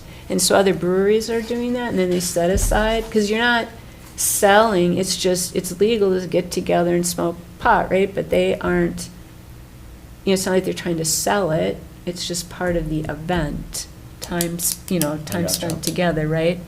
And then, of course, paraphernalia, Yep. Yeah. thank you, I You got can't it. talk. You ever have a is for license to sale. sell the paraphernalia that goes with it? Well, yeah, and that would be like a temporary event license and probably a vendor's thing, right? That would get like a peddler's maybe, or is it because it's when it depends, I suppose, if Yeah. it's an event Yeah. or if it's a private business. Yeah. You know, and I could see some group coming up here and wanting to host an event, Yes. you know? They won't be able to do it on a public piece of property Right. without your final input on all the details. And with the ordinance that you passed a year ago, there really isn't an opportunity to do one downtown at all, an event. So, Of smoking. a smoking event. Now, Right. low potency hemp products are already, you can already sell those at events if we approve it and if they have a license to do temporary liquor sales.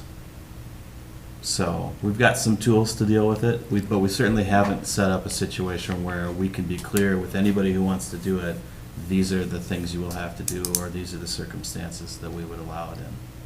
And that's what I would like to see, like, you can go to the website and say, these are the things you will need to fill out, you'll need to do, here's what you can't do, the whole thing. I'd be interested in hearing from folks if you thought of a location where it would be appropriate. Or if we're going to put any restrictions on events, cannabis events, where would we say yes? I'm struggling with that question, frankly. Well, I mean, I guess to my mind, it would depend on the smoking piece of it. I mean, in that case, I would say, well, Clean Air Act, makes it pretty clear, like, that's not gonna happen. I mean, I don't, not. Inside. In. What if a local bar that has yard space outside Mhm. wants to set it up at a music festival they're hosting? I mean, would we say okay with that? And then the question is, okay, how far away from other places would we want that to be, where we think that we could manage the environmental issues? Well, and, that's exactly it. And there are things I believe that's in there, right? If at a private business, private property, Yeah. I don't even know if we can restrict it. We currently don't, and that was our decision last year when we passed an That's right. ordinance, was Yeah. that we're not going to restrict it on anybody's private property. Yeah. And Yeah. they'll still have to comply with the existing state and federal laws about it, about smoking, not about cannabis. That's trickier. Well, and I also meant a private business. I think it's listed in this rules about what you can and can't restrict around an event. Sorry. I So can't the open event this. idea that people are just bringing their own and they're going to use it, I don't know that that even requires any permission from us if they're going to be on private property. Right. And the law allows it, and our ordinance allows it. That's not even an event, that's just an occurrence. The event where you can purchase cannabis is the part where you'll need to be an event organizer, and we'll need to have our rules set up where we would allow that and where we wouldn't. Well, that's where I'm not clear that that's it, because they're already doing them now, and they're encouraging that to go by all local ordinances now, and it's not selling, it's just sitting there, space along with whatever's legal to sell. I don't know, I would like some thought around that, and I'd also like the public to be really clear about it, and what it means, and not be coming here and go, well, what's this all mean? Or what can I do or can't do? I mean, the city should be able to communicate that, should be on the website. If there's applications or forms to Right. fill out, that should But be I ready think to go. like you pointed out, I mean, we're trying to do that, but how can we do it if the rules keep shifting? Was that St. Louis County? you Yeah. said? Well, we can can They did it till utilize our January. current things 5 like months, yeah. zoning and whatever. It's up to us to do that, and maybe we've They're waiting for accomplished the some of state it. to Maybe get their some of it is just simply Stuff together. putting it in words and, and setting it out there and writing it up. Yeah. Are you looking at a moratorium over there? Well, we're looking at what St. Louis County did, because they're waiting for information, too. There doesn't seem to be any purpose in my mind Yeah. of Like doing a like moratorium, everybody because no else. one can get a license right now anyway. Yeah. Right, So we're not really slowing anything down. right. No. There's actually time of the essence for us to pass some kind of ordinance if we think we ought to have a limit on the number of licenses, because soon the state will be going through their licensing process. Right. Right. And if we haven't set up a limit, there could potentially be more licensees here than we thought we wanted. We can always make the limit bigger in the future. That's easier than to go back and say, okay, 10 was what we ended up with, but we really wanted 5. Right. Right. Yeah, Well, and I think, I mean, this was just the 2 that's listed here, that was just a placeholder, right? It's arbitrary, but it's Yeah. reasoned arbitrary, right? Right. And so let's back up and just consider what we have in the packet here. This is a template that the state created for local governments to use to make sure that we kind of thought about all the issues that we might want to regulate. And the county then took that template and customized it for things that are applicable to us. And we participated in that process with them with the idea that if it's possible, it'd be better for the public if the city and the county have the same set of rules. So it's just starting from the assumption that we'll be able to have the same set of rules. Of course, it's possible we won't, and we'll have to pass our own set of rules, but for now, we're gonna act as if we can come to some agreement on this.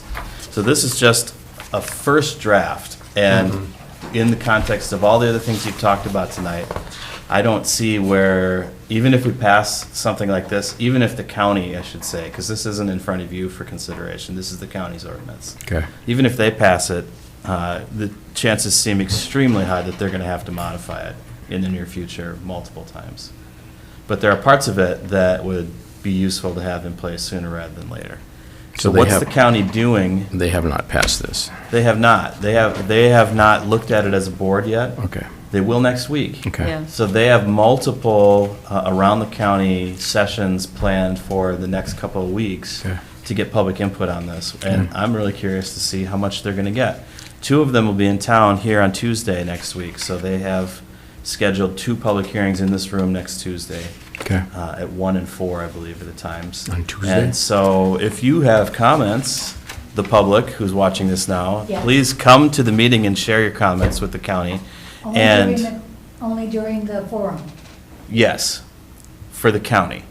Well, you can email or, you Yeah. can communicate in other will. formats if you want. And if we have comments as a city or things about this ordinance or things that we want to see in any ordinance, we have an opportunity to ask the county to include that in their considerations early on in the process. And I think the 2 times had to do with miscommunication, right? That's why they have, of those 2. And then there's Colville and Yeah, what was there I think one that- more? there's gotta be one more. I think there's one more. There's gotta be one in the west end somewhere, right? Yeah, there was, I just quickly added them to calendar. But those are the only ones I saw. Mhm. Yeah, so we've got Colville and this plenty of opportunity for Grand Marais residents to weigh in on this. Yeah. Let's see. So I would, if you guys are interested in this topic at all, I would like flag the OCM's webpage. They constantly add to it. They got a lot of FAQs. And then sign up for their email things because they also have webinars and like I got this communication today and just, it's super helpful, I think, even though there's lots of unknowns. Okay, so Colville is Monday from 5 to 6 Okay. next week on the 5th. Oh, our regular cannabis meeting is Tuesday. And then are the rest the next weekend? I think so. Or next week, not weekend. Yeah, then the next town hall is Monday, the 12th, tentatively. I don't know where it is. And then, maybe that was it. Yeah, maybe that's it so far. Yeah. Okay, I thought there was one Well- more too. One thing I haven't seen it recently, but I know I was reading it, I thought at some point there was some way that we could have more control over who is licensed. I thought we could make other requirements or additional, or I maybe don't that went believe so. away. And no, I don't think it ever existed. I think that a lot of local entities talked about that as something that they want. Okay. I'm not sure the state statutes ever included any language that made that clear. And I don't believe the rules that they're writing do either. So even this draft that we're looking at, where we're talking about 2 per geographic region that we're creating, that we're making up, right, in our local ordinance, will the state, respect that when they're granting licenses? Do we have the control to do that? I'm not 100% sure that we know the answer to that yet. Because we're only Meaning- supposed to be able to control zoning. So we can say how many, but you're right, I don't think we can say other than. Well, and then they have to follow our zoning rules, But our zoning rules don't say things like, Uh-uh. we can only have 3 gas stations in the Right. commercial zone, right? That's not how we do zoning. We could have buffer zones between them, we can have things like that, but we don't have a limit on the number. I don't know that it would even be legal for us to do that. We can't do that with anything, I don't think. Well, we can. Well, with this maybe. With but- liquor licenses, we did have a limit. Right. We don't now, but we did. And so I think people are still thinking about these cannabis licenses just like liquor licenses. And it may be that more of the rules model the way liquor licenses are handled, but it may be that they do something different yet, and we just don't know. Yeah, other than zoning, they've made it pretty clear there's really, provided they're in good standing, there isn't anything that way. And it'll be by software, and all they're doing is asking us to send in a certification that they're zoning, and then it's up to us to do compliance checks annually, like we do for cigarettes and whatever, for sales. And that's really it. I mean, in some ways, they're trying to help us by not burden us with a lot of administrative costs, but it also means there's very little we control. And I'm Some not- things that we can control in this ordinance that we don't control in zoning are minimum buffer requirements. So right now, this draft has a 500-foot buffer from a licensed establishment from a couple of different youth-type uses that would not include any uses that currently exist in downtown Grand Marais. So there would not be a buffer in that area. It also lists the zones where they allow it in the county, and we could also list ours as well. The county has a lot more zones where they allow commercial activities as conditional uses. We really don't do that. So for us, it's going to be very clear where we allow it and don't. The hours of operation are established in this ordinance, so that's not a state rule yet. And even if it was, the local authority exists to regulate to a certain extent the hours of operation. That's in there. Yeah. They've got that clearly stated in their rule, what we can and can't do for that. Yes, and so in this draft ordinance, they have taken a position to limit hours of operation from 10 a.m. to 10 p.m. There are some, the other part that is important to add here that we don't have in state rules yet are penalties for some of these violations. So the state has created rules where it's clear what's a violation and what's not, and really they removed more violations with the new laws than anything. But because now there are, it's allowed for people to have cannabis possession if you're above and beyond a certain amount. The state hasn't set a clear penalty for that, and so the recommendation is to do the penalties locally. So those are the pieces that I think are a smart idea for us to pass an ordinance even before the state's done with all their processes. And this is a good start, I think. So I'm really interested to see what's going to happen when the public gets a chance to weigh in. And I really want to hear what the rest of the county commissioners think, or what they, I guess, like Mike said, there's not a whole lot we control, but I still want to get a feel for what they're thinking.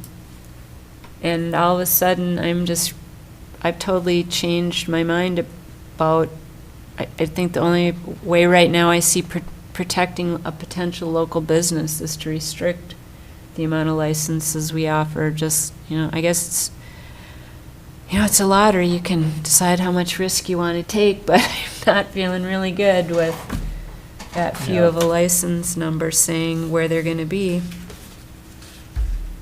I just don't I'm not even get seeing the how- logic on that.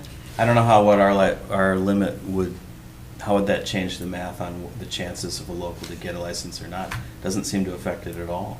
Yeah, that's what Yeah. I'm frustrated by, is if you're right, and I'm not saying you're not, but, if there's no way that we can control who comes in and gets the license, I mean, then, Yeah, I'll That just- forward you your email, and it's already in the rest of the material, but once you kind of puts it together, you kind of like, oh, okay.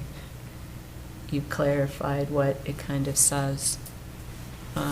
Which sounds contradictory, because I thought one of their objectives was to promote local businesses out of this. That was one of the state's objectives. They just don't care where they are. I mean, you know what I'm saying? Yeah, but I mean, that. They're not, well, I'm reading local this. somewhere. The Cook Which- County Auditor shall limit the number of cannabis retail businesses to 14. Well, The 14's not even the important part but of it. what It's if the all next these ones. licenses are run through the lottery and there's one person that says, I want to come to Grand Marais? Yeah. Yeah, that's that There then. might be 5, there might be 1, there might be none, because they might be just looking at populous areas to say, I can make some money up there, but I can make more if I go here. You know what I'm saying? It's going to Yeah. be I driven don't by know. population. Anybody doing this is going to, not anybody, but most people are looking at where can we make money? And Where they is the might say, population, you know? a community like ours with all the tourism we have, I could make some money. Well, yeah, but You know? in the wintertime. Most people don't get that till with they the get here. license- Yeah, you know what I'm saying? Yeah, I If you do could get a know. license here that could be seasonal in Florida in the wintertime, then you could take it and go to Florida, come back up here, and, you know. Craig, are There's you an gonna angle. tell us thinking, something? Craig. Always an angle. Craig's So working it. Yep. This Gotta figure it out. ordinance is designed so that we don't have our own separate processes, right? Yeah. That the Right. county will handle the registrations, the county will do the compliance checks. The number that is allowed in the city, based on this draft, is 2, but of course, that's entirely up to you to decide which you want it to be. Yeah. You can just tell I them mean, what we you want have it to to be. say at least one, though, right? Well, I'm not sure, because if we turn it all over to the county, then perhaps one in the county actually covers all of our Yeah. requirement. Oh, that's right. But why would that one be anywhere but Grand Marais if there could only be one? It's going to be all about Because you location. never know. I mean, you never know, because it's so limited in how many the state's going to process right away. Yeah. Yeah.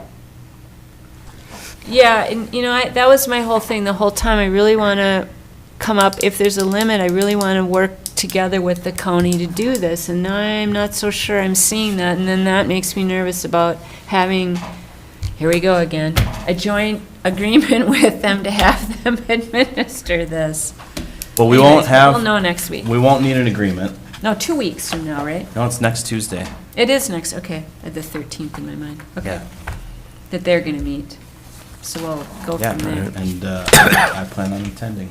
Okay. All right. Anything else now that I've yapped on that one? 8:40. Tree board. Tree board. Tree board. Did We we? have 2 people, right? And we already have one on there, right? We don't have anyone on there. So what we're recommending is you appoint these 2 citizens and you appoint a city councilor, which you do in I other. thought, what is his name? Aaron. Yeah, Aaron, who works for the city. Oh, Yeah. well, so he can't, No. He will be one of the staff people that will be involved in the project. okay. So So he can't be one of these people. I would strongly recommend against ever Okay. putting a All right, city no, employee just- on a board. Okay, no, that's fine. No, but we want to include him because he has both an interest and an expertise. Mm-hmm. So Shane will be the administrative staff person for the tree Okay. board, just organizing things and working, the first project right out of the gate is this grant-supported creation of a tree management policy and to do a tree inventory. So right away, we've got 2 big projects for them to work on. And we'll have Aaron also be a staff person for the board to make sure that we have somebody who actually is going to be doing the work and has some expertise on how to do the work involved in the conversation as well. Got it. Got it. Well, I would make a motion to approve both of these people, Scott and Sarah. Oh, Sarah, that's great. And And We need a current city council member. And we think Bill'd be great, since he doesn't have any assignments, and I'm going to propose that Bill would be a perfect match for the tree service, or the tree board. What do you say, Bill? Boy's growing on me. Terrible. Oh, very good. wow. I like He that. didn't change my mind, though. You're the guy. Oh, all right. Yep, Do all right. do we need a lovely motion for this? You made one. All I right. did. Okay. Would anyone like to second that motion? I will second that. All right, all in favor of appointing Sarah Waddle and Scott Melhoff, along with current city council member William Lovis, to our tree board? Aye. Aye. Aye. Aye. Very good, thank you, everyone. Thanks, Bill. Council and staff reports. Craig? Nope. William? Only an observation that they have been working on the building for the animals, and it looks like they got it moved. They moved it Yeah. yesterday? The day before? Yeah, yesterday, I think. Yesterday, I saw it. Live coverage. Before? Yeah. Well, they were after it the day before, but I think they were a day late of what they had hoped for. The initial Just an thought was they observation. were gonna move it in one piece, Yeah. and then they would have had to close the Gunflint Trail to do that. Yeah, they had to And take so it. they changed their They mind. took it in half. Yeah. Okay. Thanks, Rick Crawford, and Doug Syme for making that happen. Awesome. Good for them. Good for us. What you got, what you Well, got? I played EDA. Oh, yeah. That's right. It's great. What did they do? They had a couple of things. They got a report from North Span for their strategic plan. Came in. And they got that from those guys. And then there were 2 grants. I think there was one more, but there were definitely at least 2 grants that were approved. One was for Steph Voss for her chiropractic bed or whatever. Mhm, Yep. And then table. another one to Dappled Fern and Fibers. And then also the big thing, or it seemed big to me, is that the EDA gave over to the HRA a piece of property over by the North Star Yeah, development. at the end of Second Street. Yeah. On the north side of the road. And they handed that, or sold it for $1 over to the HRA so that the Hamilton Habitat could build 2 single-family homes down that way. Gives it access that they wouldn't have otherwise in, Yeah, by getting that little plot of property. yeah, so it was just like a back corner bit they needed to get, so. And that was that from those guys. And then I was at the ARDC, the Arrowhead Regional Development Committee, and there we were just, we got to meet the new executive director, and we passed the preliminary budget for 2025. And then there were a number of resolutions to accept funds from the state. One for housing, one for the elderly, and one more for energy development. And that was that. Cool. First off, I would like to thank Alyssa and I believe still Patrick for our e-newsletter every week because it's super helpful. It's really neat to see what's going on with all our different departments. It's been really great to see, once again, like Amanda's at the library, really great commentary about the various programming and the other things that they're busy at work on there. So just a shout out and thank you. And I sold it one more time today to somebody, and I think we should continue to always find ways to sell it to people and constantly hear people say, I have no idea about this, and I'd love to get it. So please continue to share that to people. I really think it's a great step with our communication focus. While you're saying that, anyone who wants to can sign up on the website, just so everyone knows. Right off the front page? Yep. Okay. I'll tell them that, that it's right on the front page. I think all of us got the letter from Paul Sporn around the parking on Highway 61 in front of his building, not to mention landscape. I'm not going there right now, but Parking, I didn't see the park. Was that in that same letter? Yep. Yep. Same letter. Okay. And, I watch it really closely, and I totally agree that it's been basically a use for business, more so than just come and go. So I'd like to see that as a topic in the near future for us. I don't think our issue is totally solved. I was going to ask if the city had had any conversations with recently. Not recently. Okay. Yeah, and I'm just all about pot right now. And then we've got a few other things, but it's almost time for bed. It's almost midnight. So I'm about done here. Unless someone has anything else. Alrighty. Nope. Thanks, everybody. Thank you, everybody. Thank you. We're adjourned. Thank you. Good night, thanks.